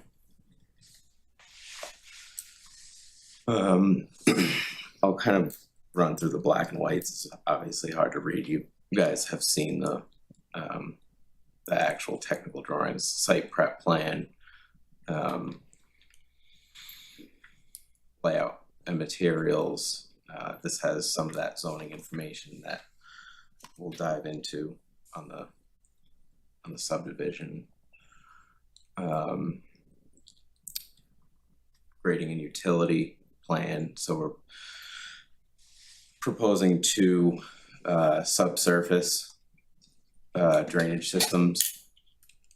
One large one under the parking lot of Recal, and that is, there's a divider line that you see kind of going through the page. We're permitting this whole thing as one big project, but the reality is it's financed 2 separate ways. So each site kind of has its own stormwater design, and it's being treated and handled independently. So the pickleball one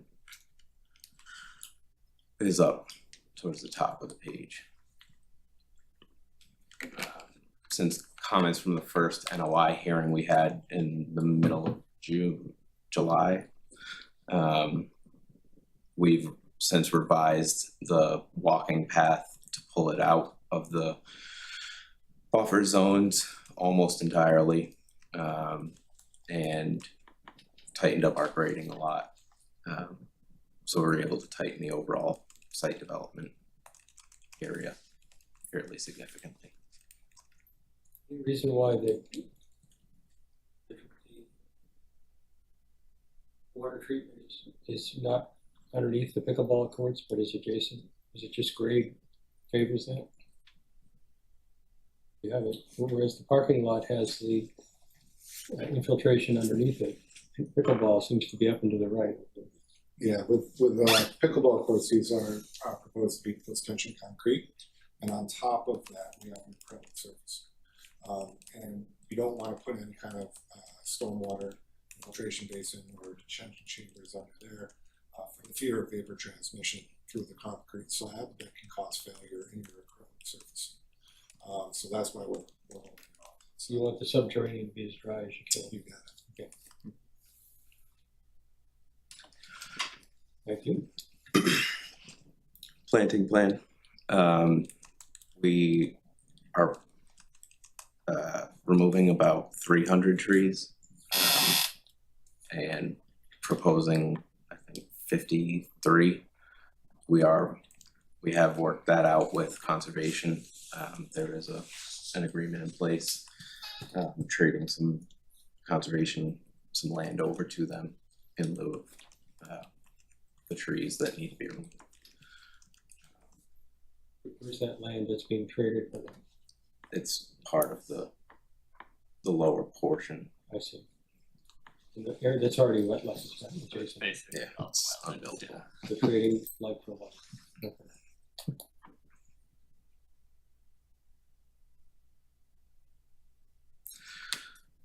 Some precedent images.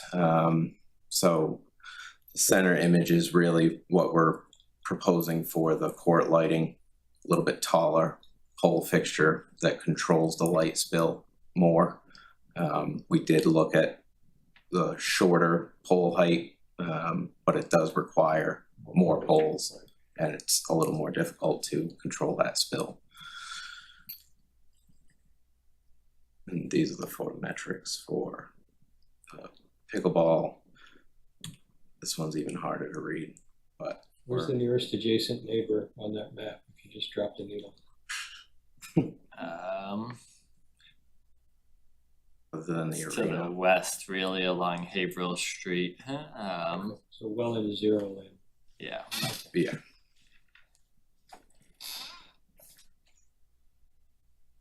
Some preliminary signage that we've looked at. I know this is still needs to be ironed out, language and some of that stuff for the entrance specifically. Some examples of some of these applications where we've done similar.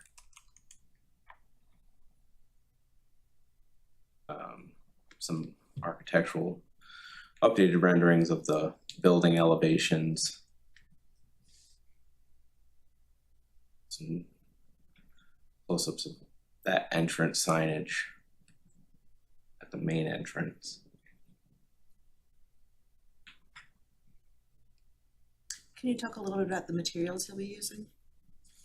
Sorry? Oh, sorry, wait, Nope. I did it. For Okay, is that, yeah, is that, are you, materials for. do you wanna tell me to just hold on? I didn't wanna interrupt your presentation. We're done. Okay. Again. Okay, thank you. Do you wanna talk about the materials for the architecture? Is that what you wanted to do? Yes, yes, that is, I was interested in that. The siding is a combination of shingles, board and batten, and clapper. The base of the building is a ground face concrete block that comes up 2 feet high to protect the building against snow, landscape weed whackers and all that.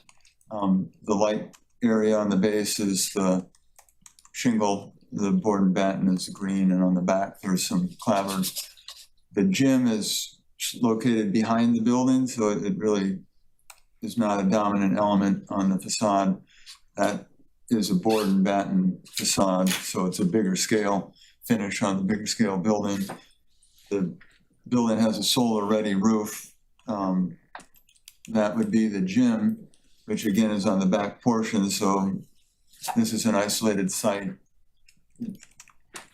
Someone wants to throw something at the solar collectors, it's a pretty long shot to get to them. They're very well protected by the rest of the building. When you say board and batten, clapboard, shingles, this is cementitious? It's material? fiber cement, yeah. This is hardy plank or something similar? It's hardy plank or nichia, one of several options. What's the practical life of those products? We're looking at 50 years. Thank you. Asphalt roof?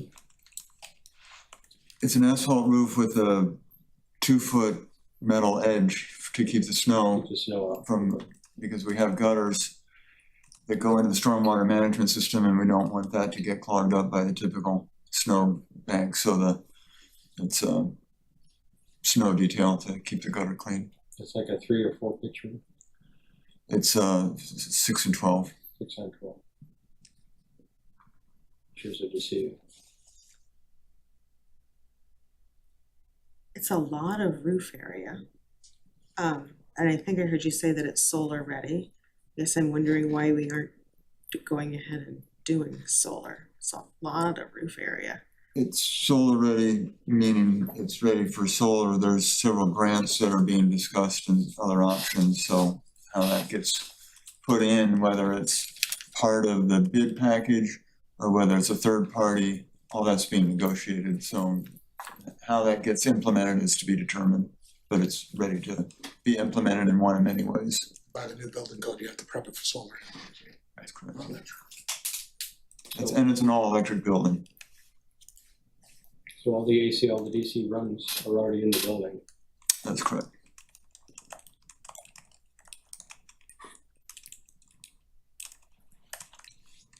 Is that everything for the presentation?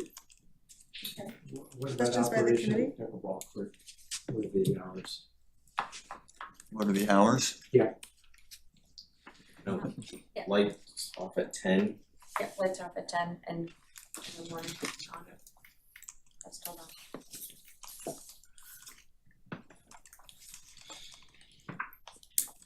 on. Other questions by the committee? I have a question. Oh, go ahead, Guy. So, sorry for the noise. Seeing as the building's been built all electric, it's a very large building, several buildings. The intent is then to actually, at some point, install solar.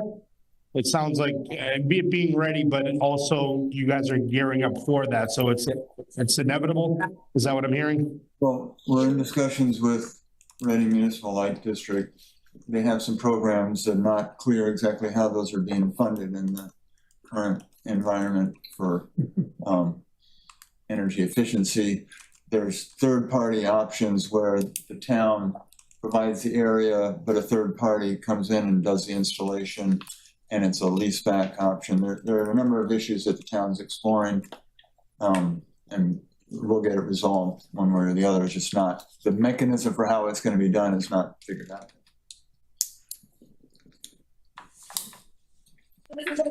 Understood, and it being all electric, I mean, we're any other, I'm more concerned with the ongoing cost. I mean, it's 28,000 square feet, if I'm wrong. You know, if you're all relying on all electric until you implement that, or whenever we don't, I mean, it seems to be a large draw. Where you'll be looking at any other solutions for power or heat for that matter?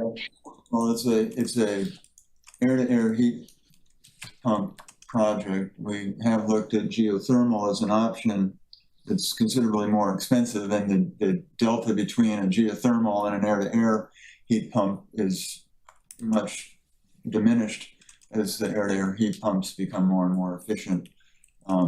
So it's a highly efficient project. The efficiency is in about 31 on the scale of IEUs. The option for putting gas is not an option because there's no gas in this section of the town, and using a gas fossil fuel, it wasn't desired by the town. So we pursued the electrical source from the beginning. As you can see, the windows have been carefully calibrated. It's not a highly glass building. It's a super insulated on the outside with 2.5 inches of poly external insulation plus insulation in the back walls, so it's designed to be an efficient building, knowing that it is all electric. Where's the mechanical room for the air-to-air? Oddly enough, you don't need an interior mechanical room. The equipment is buried behind the tall roof on the roof of the building because it's drawing air from outside. So emergency heat is If you lost power for the building, the generator kicks in. It's a whole building generator. So the kitchen would be fully powered. It could basically be used as an emergency shelter, a cooling shelter, a warming shelter, whatever the town might want to use with that generator. Any idea what the backup time is of the current generator? How long the recovery is? It's a propane generator. I think it has 2 days on the tank. Is the building oriented to take the sun? Yes. 3 different roof designs. The sun is on the large roof on the back, which is the gym, which is above the other roof. So it's oriented to gain the solar collection on it.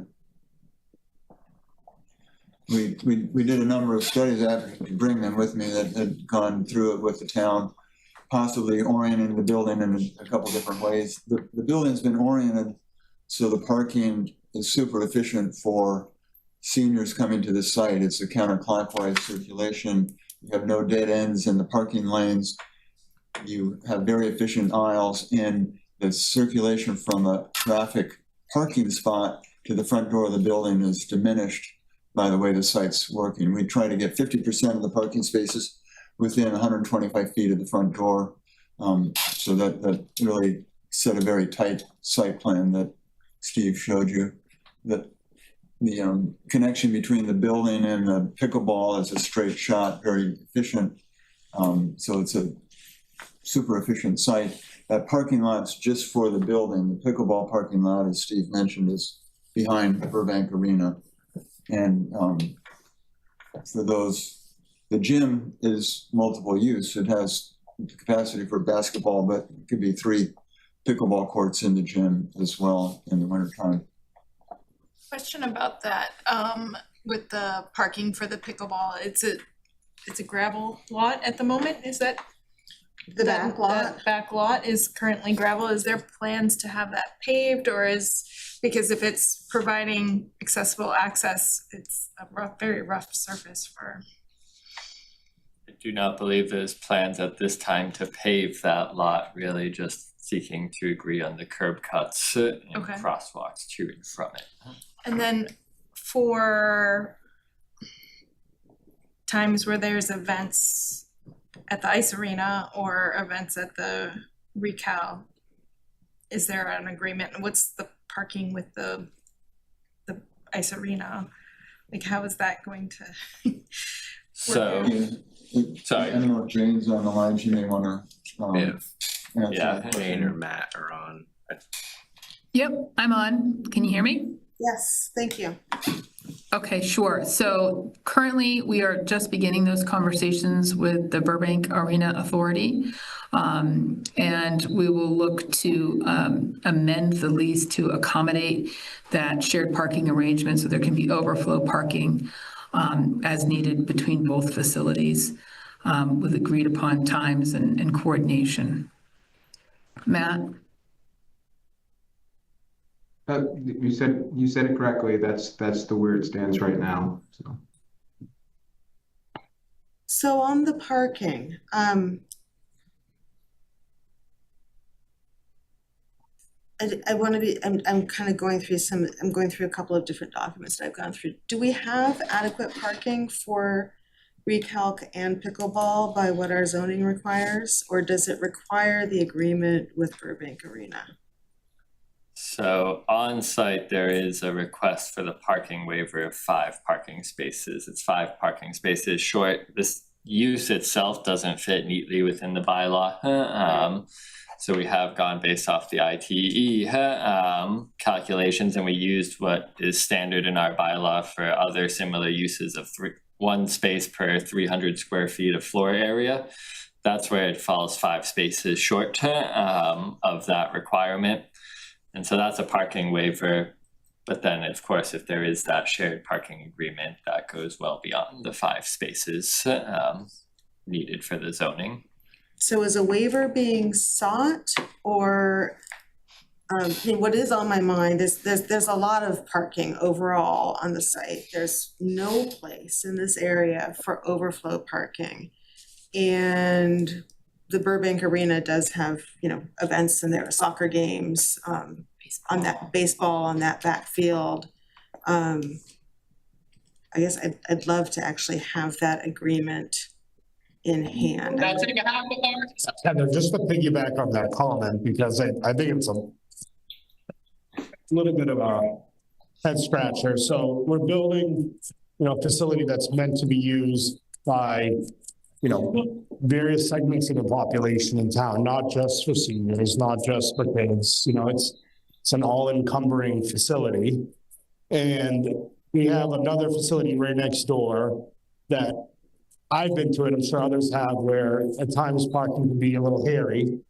And now we're combining the two, where the new building we're building that's meant to serve a greater population that we don't quite have a grasp on an actual parking necessity, and where we don't even have enough parking for that.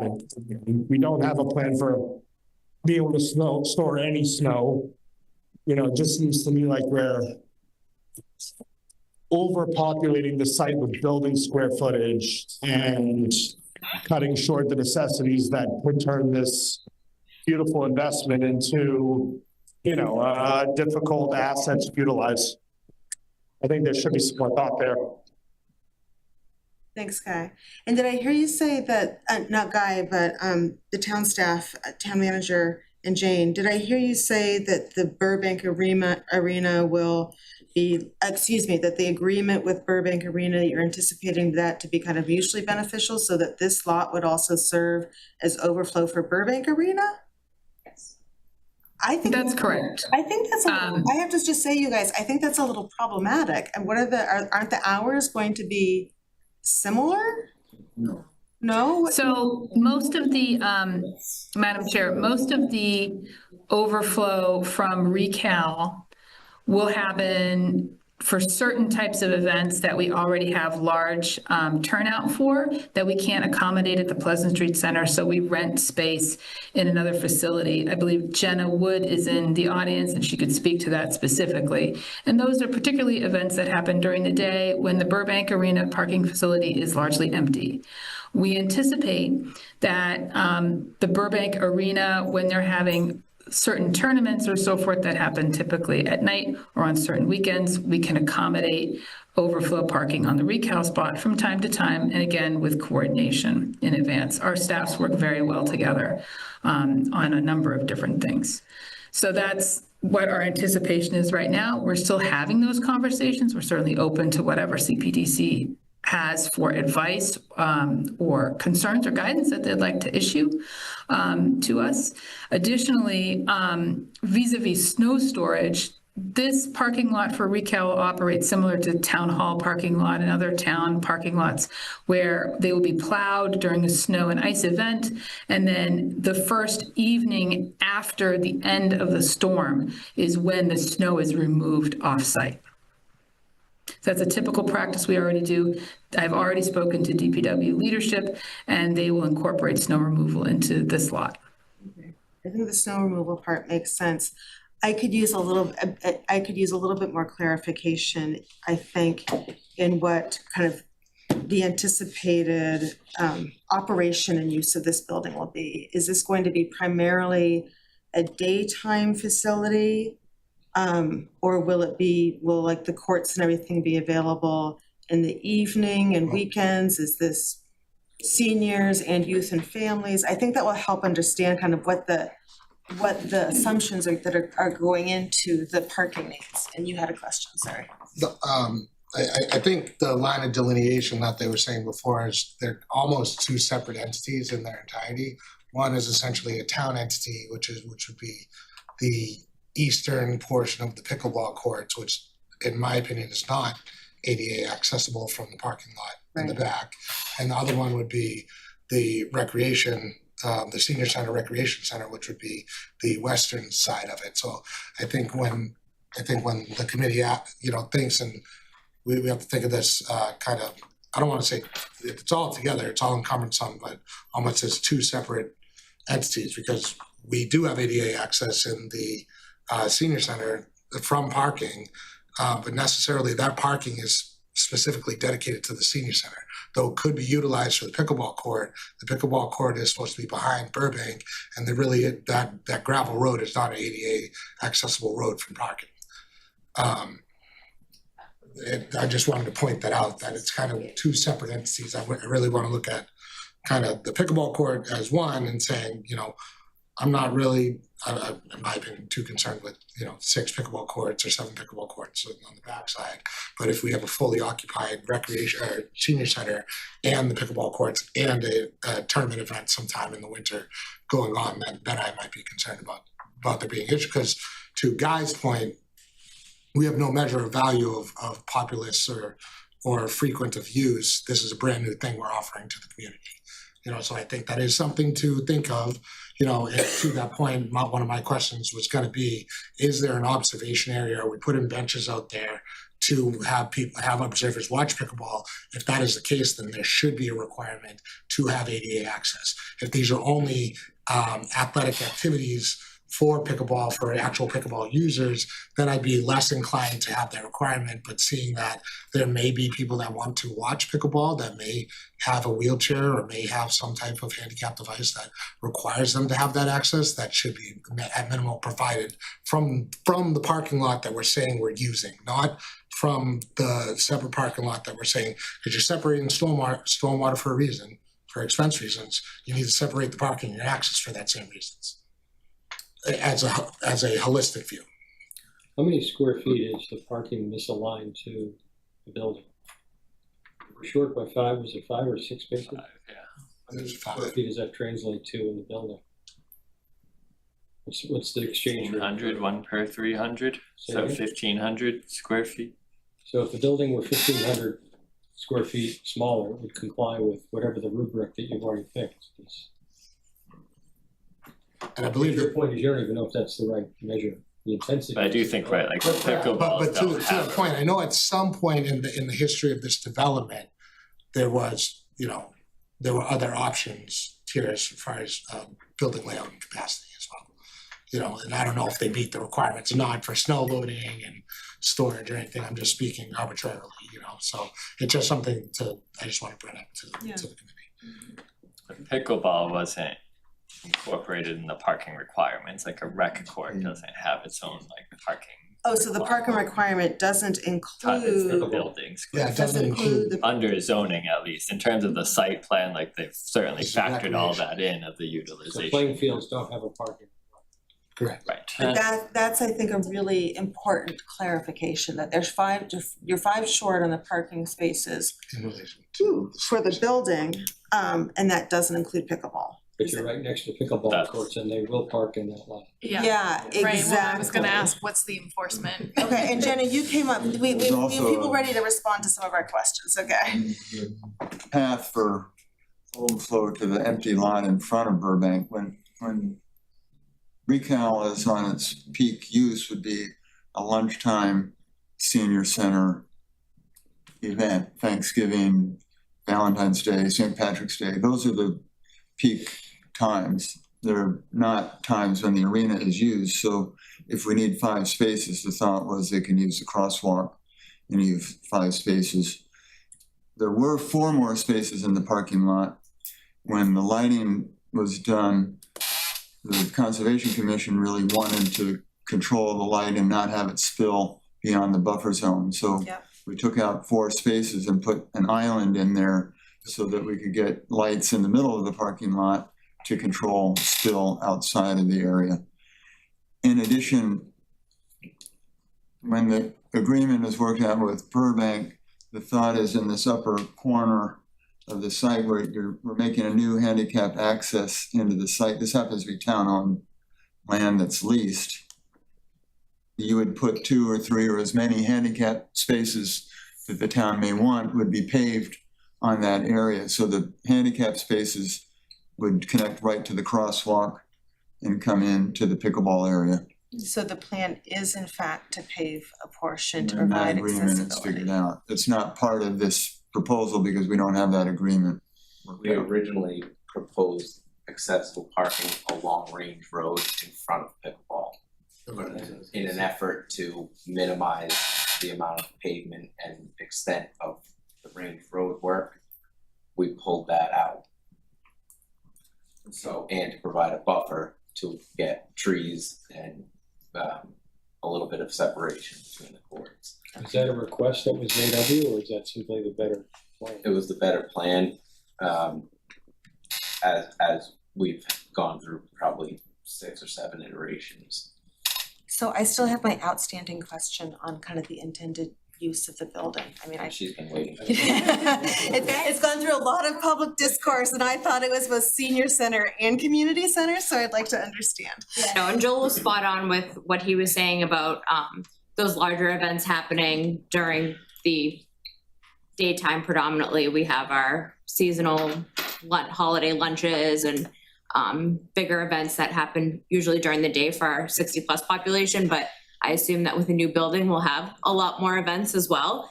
But the good thing about us is that we're no stranger to working hand in hand with the schools right now with the space that we have to run large events and coordinate all of our programming that exists right now. So I think we'd be a great partner. And one thing I wanted to point out too with the ice arena is that predominantly their large events happen in the winter. So, and there's only like so many home hockey games and skating tournaments and things like that.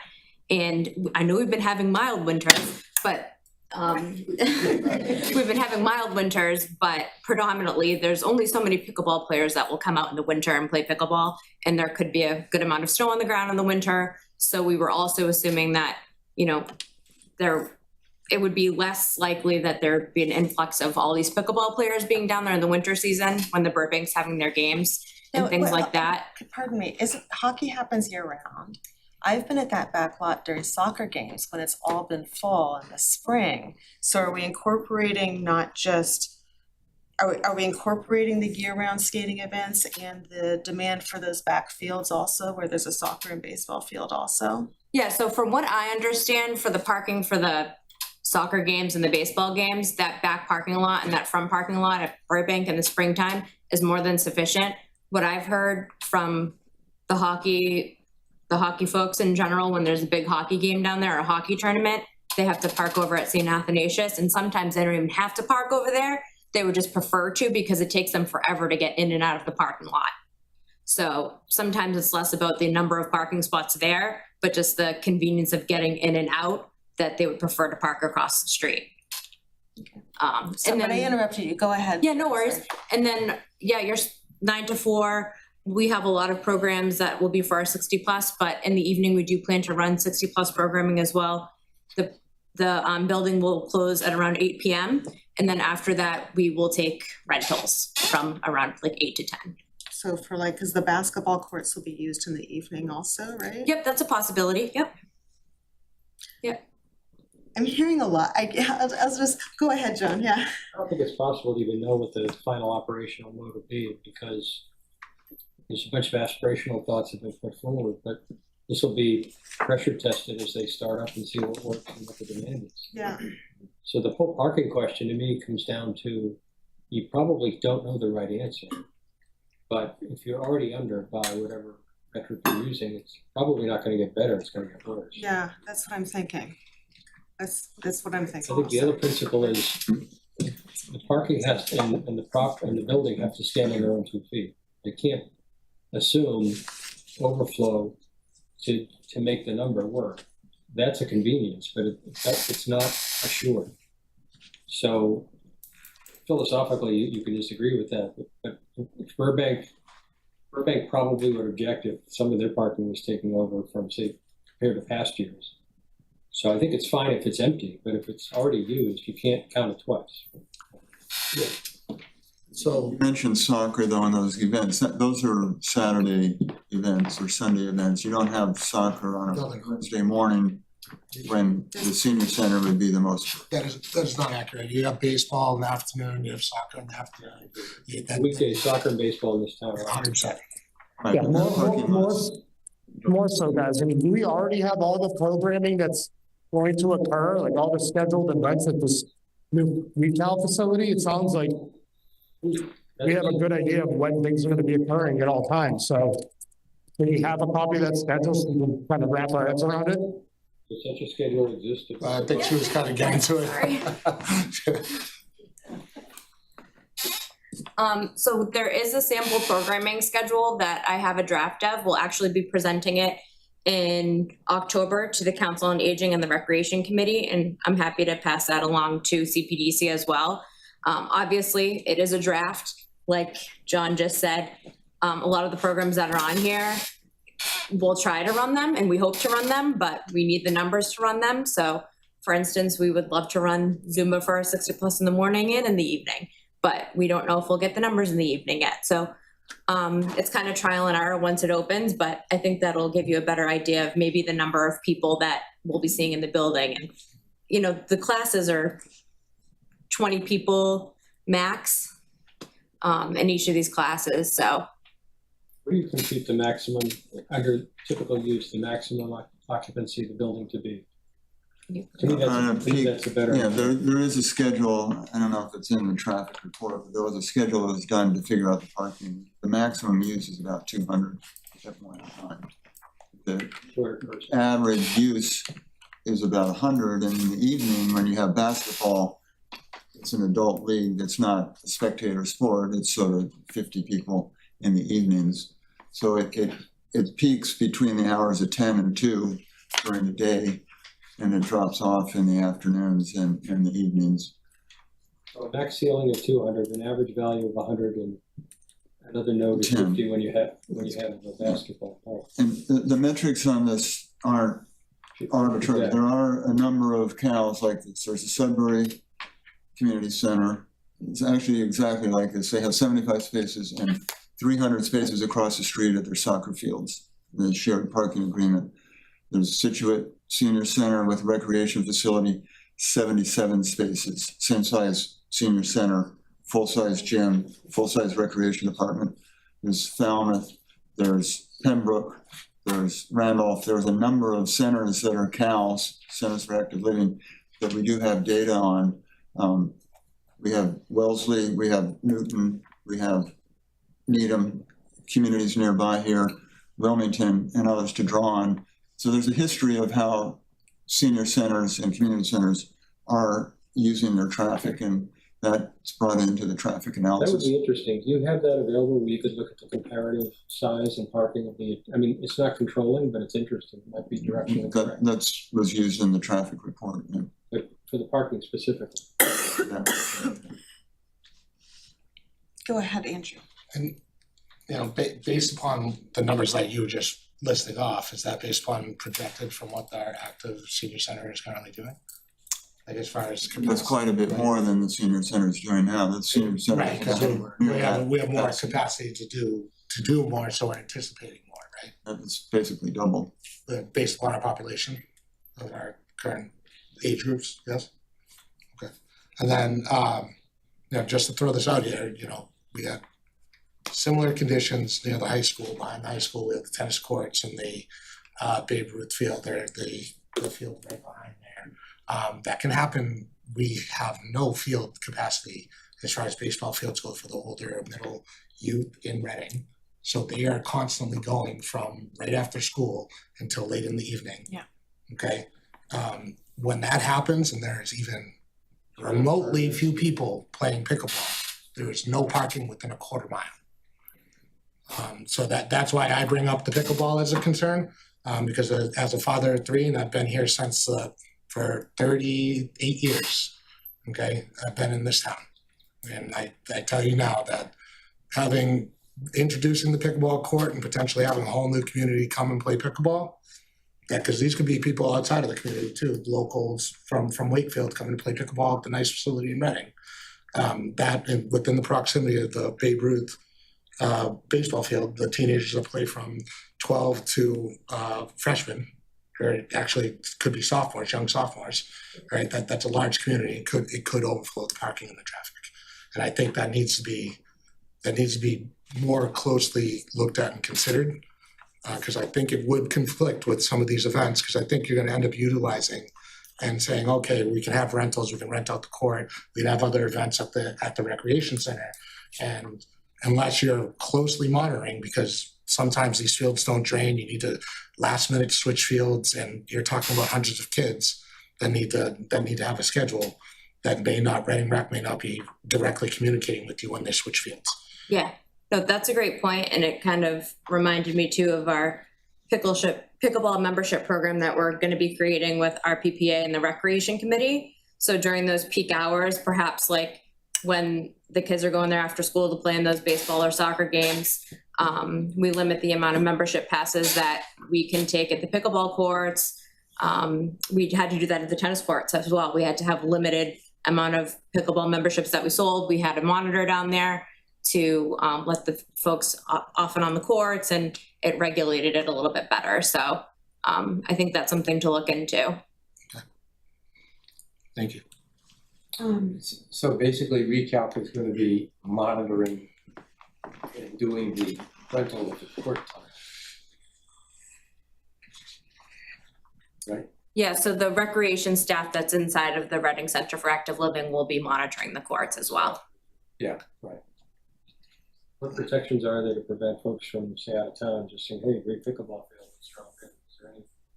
Yeah, so we'll have the membership pass program, and non-residents will be able to also purchase a pass, but it'll be a larger fee. And then we'll obviously have drop-in time, and things like that, open play. So that's all being figured out. So this will be a pay to play course? Probably during certain times. Again, the recreation committee has to go through a whole conversation about it. Absorbing the amount of money that we're paying for this? Yes. To say that the average resident can't just walk on a field is kind of atrocious. Yeah, so there'll have to be some type of membership program during peak times, especially when the courts open up. We did the same thing with the Reading community tennis courts. But there will be open play times for the community at large to just go down there and drop in and play whenever they want. I'm gonna paraphrase here. During town meetings, both, I think there was a discussion to allow memberships up to the point of paying, reimbursing for the cost, and then it would revert back to open. Yeah. Basically, pay to play up to reimburse, and then it's for no charge. 30 million, that's gonna take a long time. No, this was nowhere near that. This was only cost. Just the pickleball course, that's a different story.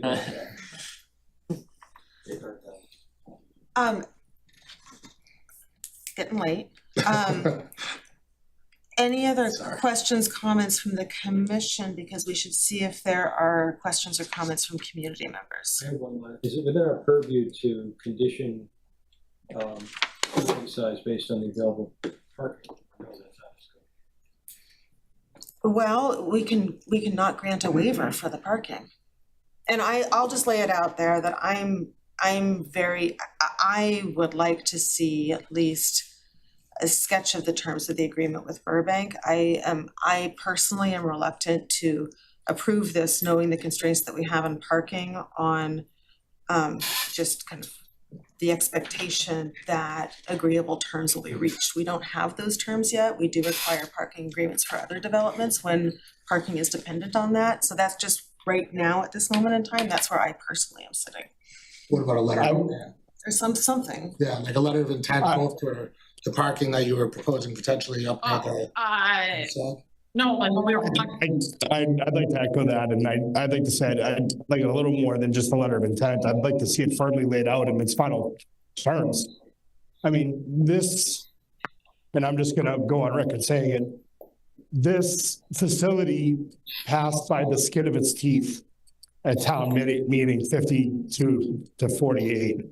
It's a very large investment on behalf of the taxpayers of this town, and to go into any facet of this without absolute clarity and seeing, funds mismanaged is the last thing that I'd like to see. So I want to make sure that the town gets good use of this facility. Part of that is understanding all of the operational mechanisms that we're gonna put in place. All right, and I'll add a little bit more of the perspective that I'm bringing. I was, as you all know, on behalf of CPDC, I was a member of the Simon's Way Exploratory Committee.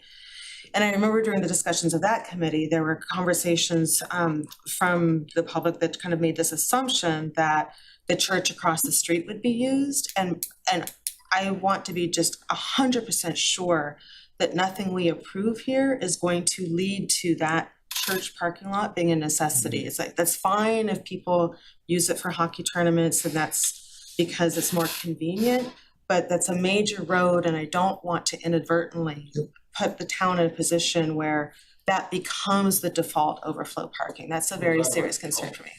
It's out of our control, except what our control is making sure that we in fact do have enough parking in whatever matrix of agreements and uses, and that we have high confidence in that. And I don't yet have that high confidence.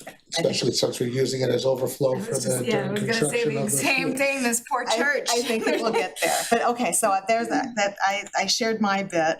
Any questions or comments from the community or online? Yes, Angela. But you need to come up to speak to from the podium, yes?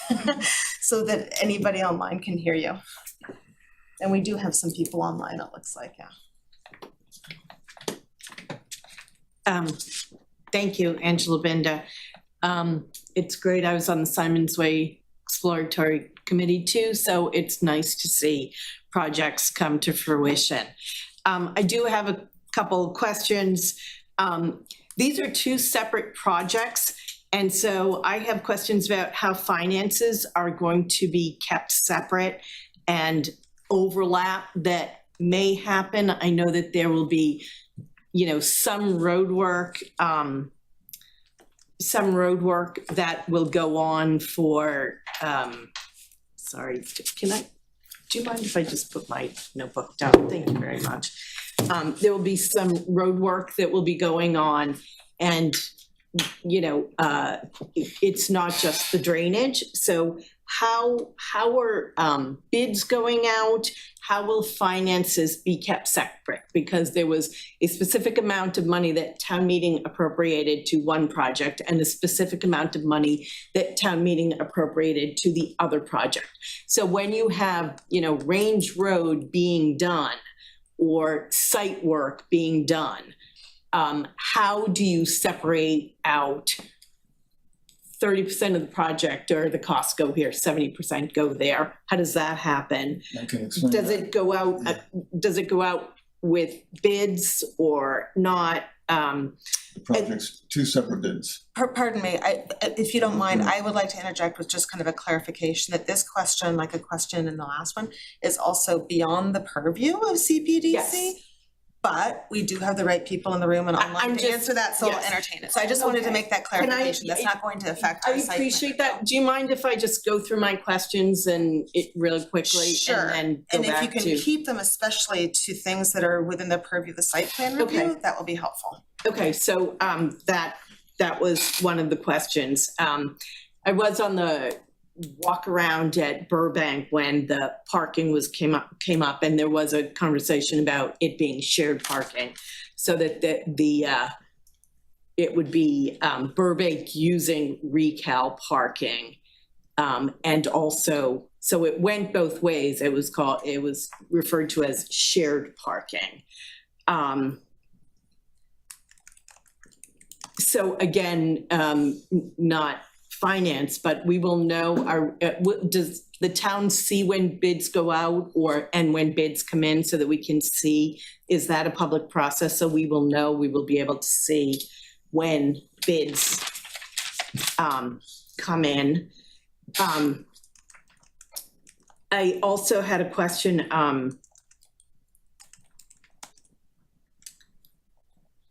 will the pickleball bids be going out in the staged form, like it was said, that like it was presented to town meeting, where this is one possibility, this is another possibility, if there is it's cheap enough, we'll be able to get this. If it's under, 1.5. So that will be going out in that stage way so that we have that, okay. As far as when I was on the walkthrough, it was a select board meeting, but it was posted, so I shut up.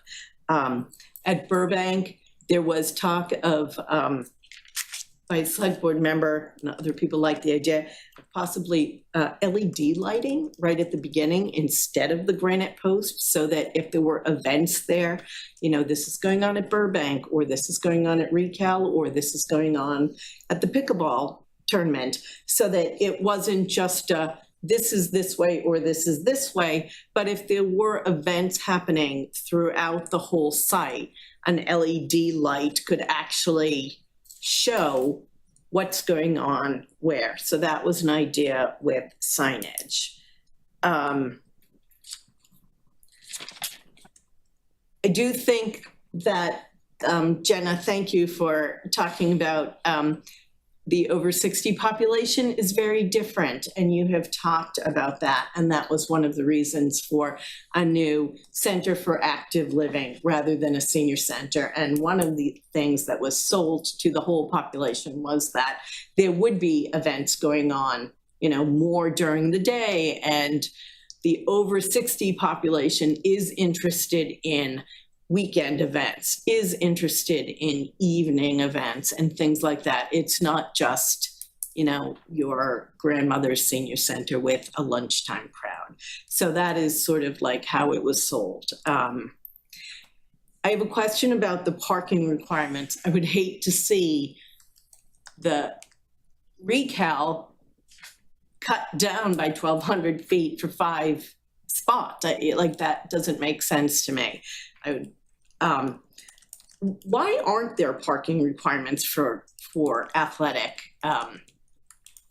facilities such as this? Because I know that was a very big thing when I was on the rec committee. That was a huge thing with Birch Meadow and, the redesign of the complex and the parking everywhere, and making sure that there was adequate parking for, attendees at events and all the sporting facilities.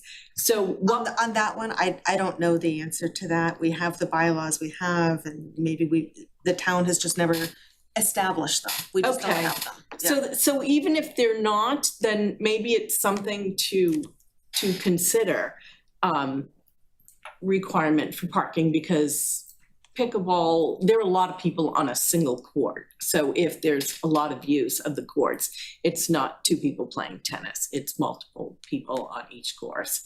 So it would be good to find out like how many people might be there.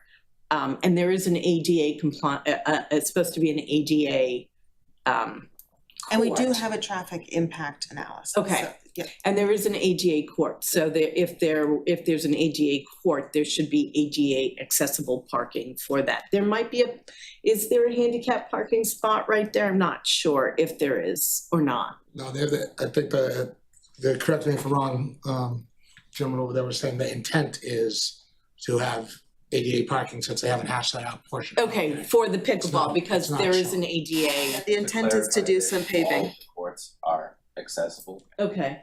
Is there one that's larger? It is. Yeah, okay, but they'll all be ADA compliant, but there is one that is accommodating. So, if you're talking about that.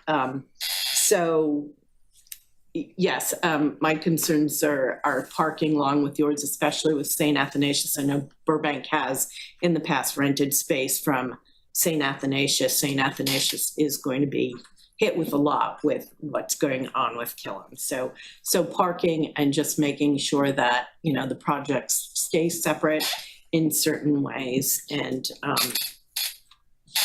thank you. All right, thank you. Thank you.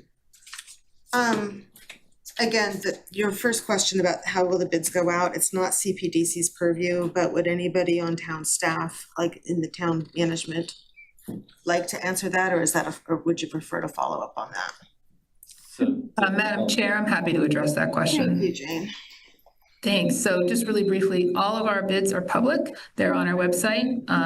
Anybody can go and look at that information. You have to register to download the detailed bid packages, just so that you automatically get updates and any amendments that we send out. But they're all public and they're on our website. Additionally, we will bid the project, as I said we would, in town meeting with ad alternates. So we will bid it as a 6-court complex, and then add an additional court, and then lighting would be the last option. Included in the base bid would be the setup for lighting, the conduit, and the underground piece, so we wouldn't have to disturb the underground to add lighting at a future date. So if the project could accommodate that, great. If not, we won't include it. Additionally, I told town meeting that we did not include any benches. We took the benches out because we priced out of the estimate. So the town will not be including benches in this project, whether we come in low under bid or not. Okay, thank you. It is, from a pricing perspective, there's 2 separate projects, 2 separate bids, 2 separate accountings of the project, so there's no overlap financially. All right. What about common area elements like the road particularly? The road up to the edge of the parking lot is part of recal because that's required for the fire department access. Okay. The road beyond that for the pickleball is part of the pickleball project. The same can be said for the path behind the parking lot, right, Joel? Okay, thank you. The path is all recal. Okay. Thank you. Other questions? So I think a lot of this looks great. I think there's a lot of uncertainty around the shared parking agreement and what the impacts, what the availability is of parking for pickleball. I'm trying to clarify what the availability is for pickleball and what the impacts on the availability of parking for recalc would be by what Burbank wants to use on this site. So one thing is that I would love to see those details kind of hashed out and shared with Cpdc before we approve this. That's my perspective. I'm one of 6 people here, so Yeah, I agree. I think, ideally, if we could have like a set in stone agreement on what you have with Burbank, that'd be ideal, right? But also, like you alluded to, the intent is to have, 1, 2, or 3, ADA or van accessible parking on the backside. If that is the intent, I would like to see that on there, see how that looks.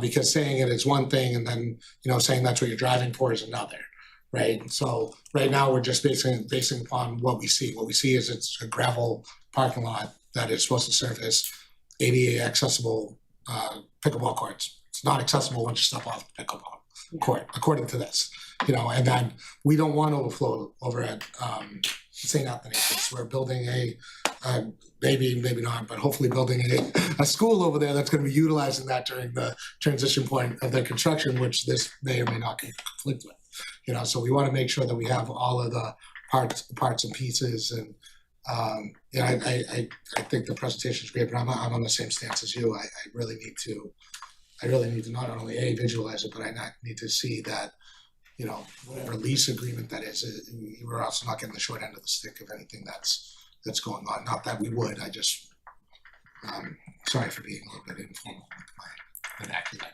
Yeah. So I see parking as being an issue, but, and I did hear that they looked at asphalt parking on the street. It sounds like that issue could be resolved. Maybe they don't go asphalt, they go just gravel.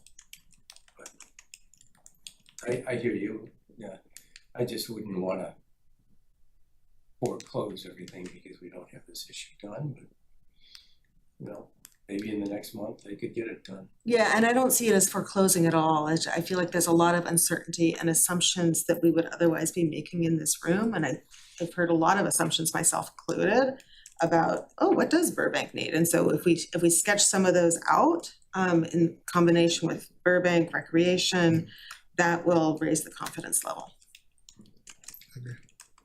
You had your hand up. Yes, I know, public. But you need to come up to speak. I just have a very quick question. My name's Marianne Devlin, I live at 44 State Lane. I went to a presentation about the recount when it was, just a prayer, and I was glad to see that it got passed. But I recall when you designed the gym, the basketball court, and maybe I'm wrong, so this is really just a question. Were no bleachers. I seem to have noticed that there were no area for spectators to attend an event there. So, and I only bring that up because if that is the case, there's not gonna be an opportunity for loads of cars to be there or run a tournament there because there wasn't any spectator space. So maybe you could just. The gym's not really designed for tournament use. Typically, if we do a tournament gym, we would have 2 courts so that you can have boys, girls, you can have 2 teams. It's really a recreational court. There are 2-tier bleachers that are portable. They're not on the drawings because they're portable. They're used in fields. They're brought inside. They're collapsible aluminum bleachers that the recreation department has or will buy out of the furniture budget for this project that they can use in multiple sites because it's not envisioned that this would be a big recreation spectator site. It's a recreation user site. There happens to be perimeter area for standing if you do get to that point, but it's not a built-in seating gym. So for like practices and those kinds of things. The other thing I will note, and I apologize if I'm missing it, which is entirely possible, but I'm scanning through the traffic impact report and I don't see the comparable information from other facilities, so it may be somewhere else. I guess I'll just ask, can we double check and make sure it's there, and if it's not there, provide that to the committee. Well, and like the There's last, somebody here that can speak. Yeah. yeah, Sorry. like the last project Wait all was night. reviewed this. Good evening, That would be Chris nice to Emilius. know. Who was reviewed, Traffic yes. engineer from Brennan Consulting, who performed the traffic impact study. Thank you. Sure. So we looked at both the pickleball courts and the recal. And because neither one had, as you pointed out, a specific peak hour, which we typically look for, we picked the PM peak hour of Haverhill Street, and we added all the traffic that would come from the pickleball courts and the recal. We put them all together, and we looked at the Simons and Haverhill Street intersection. And it operated actually quite well, given the fact that we threw everything at it. I'm a resident at 40 Fairchild Drive. I know that intersection very well. My boys, I have 3 boys that played hockey at the Burbank for many years.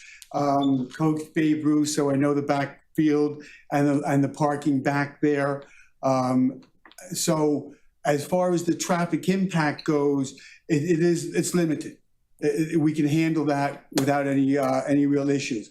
Regarding the parking, I spoke to Andrew when we were putting this together, and the town does not have a bylaw that gives a specific number. I think you were using 300, right. Yep. So to ask for a waiver on that, you don't really have that in your bylaws.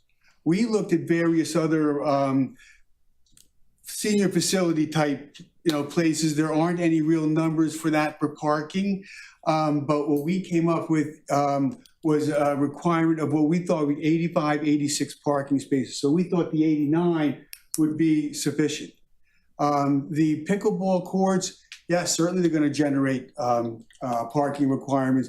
And we were looking ourselves towards the agreement for that behind the Burbank Arena. Having lived here for 27 years and knowing this facility very well, I believe that there is sufficient parking behind the Burbank Arena in that area. And again, I coached it all back there. But you bring up a good point that if everything happens all at once, we need to be ready for that. Yeah. So there is value. So I agree with the agreement, but we need an agreement with Burbank. Yeah. I'm sorry, your specific question was? Well, my specific question was, it was mentioned that there are similar recreation facilities that were looked at, and such and such has 80 parking spaces with 75 parking spaces in Sudbury, 300 across the street, and it was mentioned that information was in the traffic impact report. It's not, I don't think that's where it is. Appendix G. Appendix G, thank you.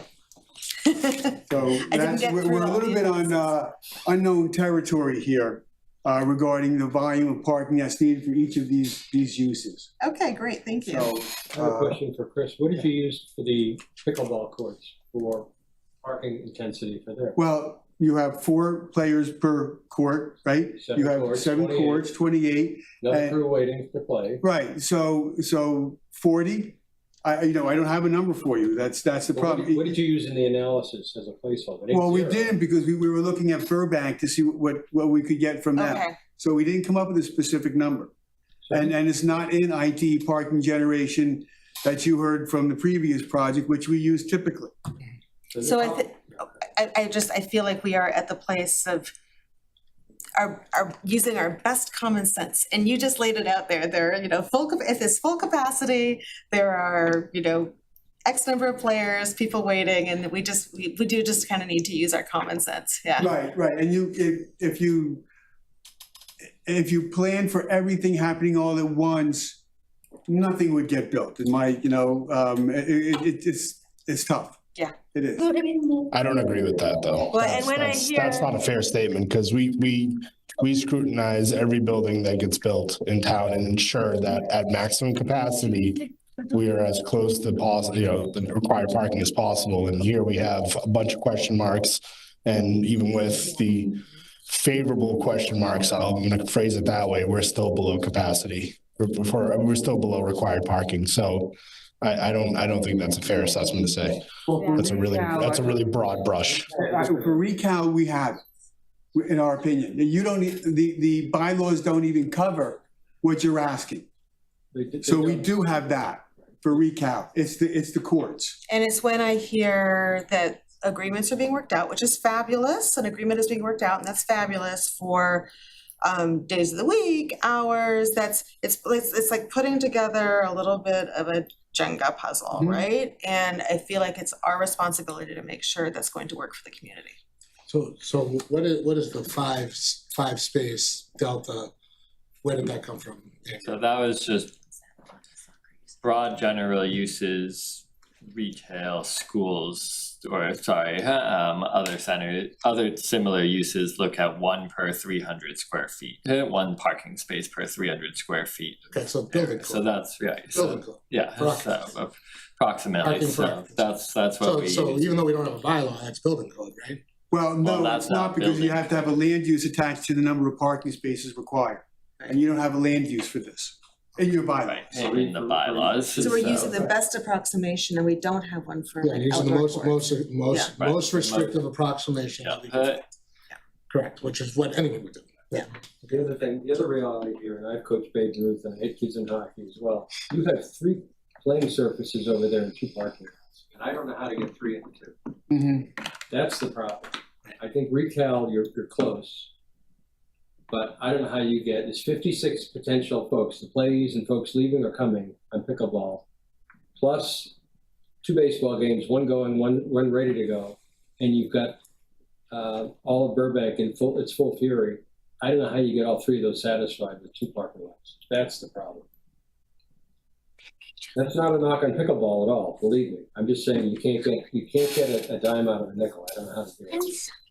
Yeah, I guess the written agreement from Burbank, I think it will clarify that. Yeah, the written So- agreement for Burbank, I think will solidify a lot of these question marks. So the good news is we've narrowed down to like one issue that I am confident it can be resolved, but to give us confidence, we do kind of need to see that agreement. The other fun news is so many of us have experience in that back gravel parking lot. That's pretty remarkable. You have a Coaching hand days are raised over. on Zoom, by the way. Let's take one more and then we'll move it along. Yes, somebody else had their hand raised. You do have one on Zoom Oh, on as Zoom, well. okay. Karen, if you can hear us? I can you hear me? Yes, thank you. Yes, thank you. Hi, Karen Janowski, 30 Azalea Circle. I do have a question, because we're talking about that back parking lot, the gravel, and do we know how many spaces there are back in that back parking lot? That will be such an important thing for us to consider. I mean, it's not paved, And I'm just wondering if it was paved, would that give us many more parking spaces than it currently has as an unpaved structure?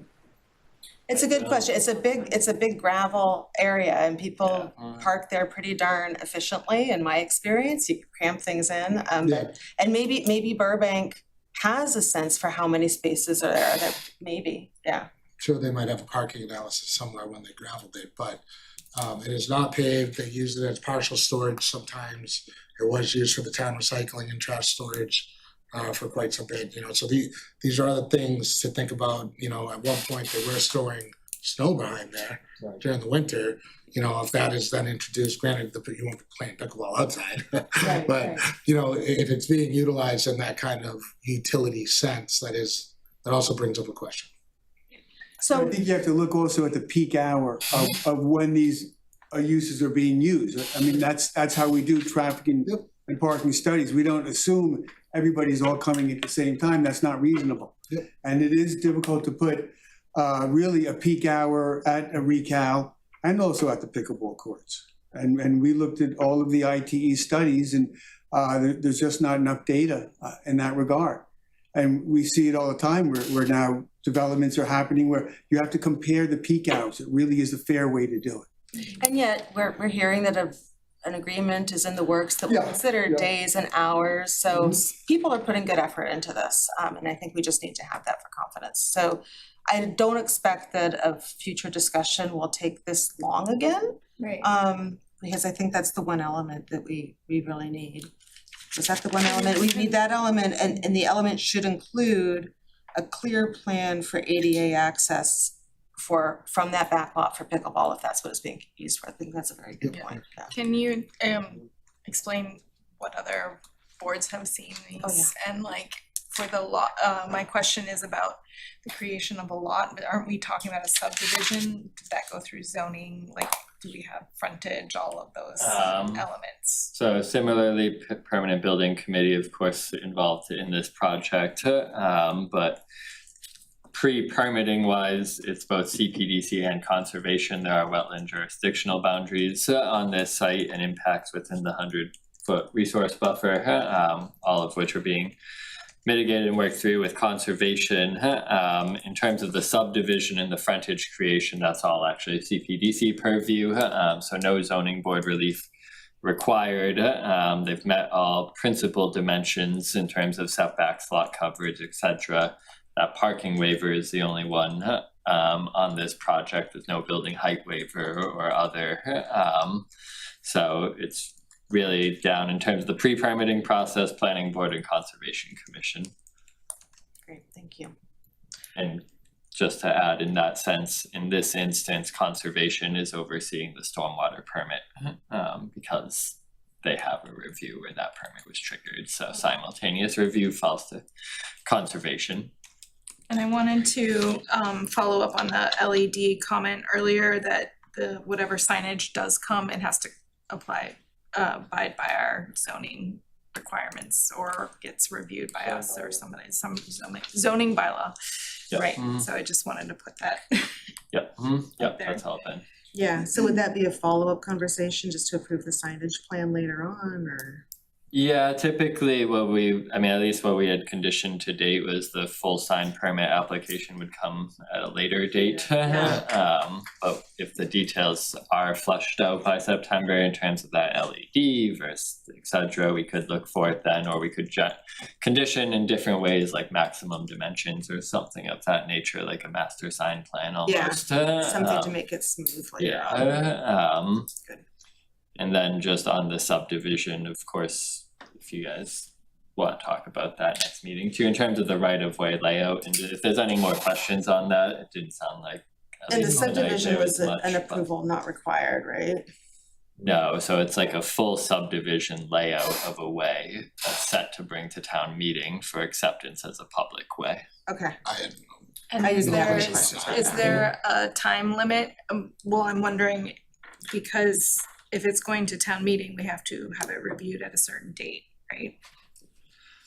So in terms of acceptance of the public way, that can come really at any time, pre or post construction. Typically for applications, we look at post construction, it's completely done, top coated, everything is set and ready for that public access. So it could be done in terms of the layout plan, accepted sooner. So we could have it for November's time. In theory, yeah, potentially. Or have it ready to go whenever it's Yeah, I don't think post-construction, and we there's a want to need to accept it right away. push it to November town meeting, but I was asking, cause if the parking spots come back on the side or whatever, when, you know, when it comes back to us, I don't know that we're ready to, I mean, if we're gonna put parking on one side of the right of way, right? That was one of the Right. discussions, so. So we should probably just kind of, I think we should just keep, it's already written all as one decision, let's just keep it all as one decision. If there's no rush on that, Continuance. let's do a continuance to our next meeting. You've got one more item, and just for clarification, and that's the solar issue. But that's more clarification. yeah, which through the permitting process or even post permitting at later dates could be done. Get around it one way or the other.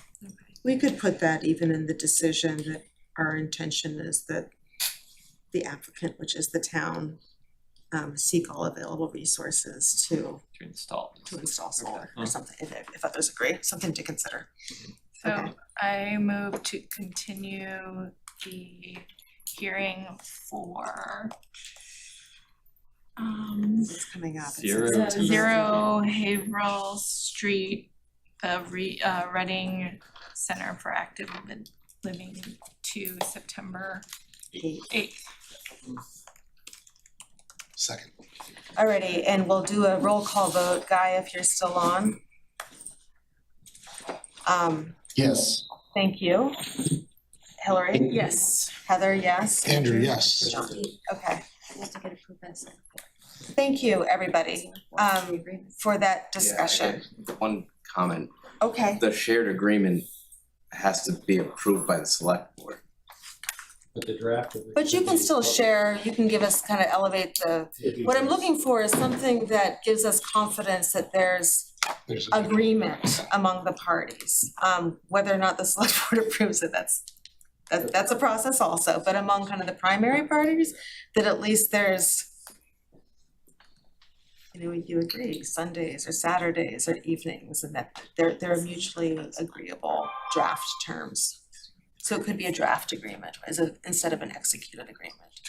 To include what you agree upon, if you're agreeing for them to use your lot as overflow too, that'd be important. See, that's a key piece, because that's what I heard, is that we would be agreeing, we, the town, would be agreeing for Burbank to use the recalc lot, and that's important to understand. That is my biggest, Yep. I will say, gives me the most apprehension, right? Because I'd hate to see this just end up getting spilled over, and then people, seniors and other people are frustrated, they can't get into this facility. I mean, it'd be a shame. So I really think it needs to be spelled out.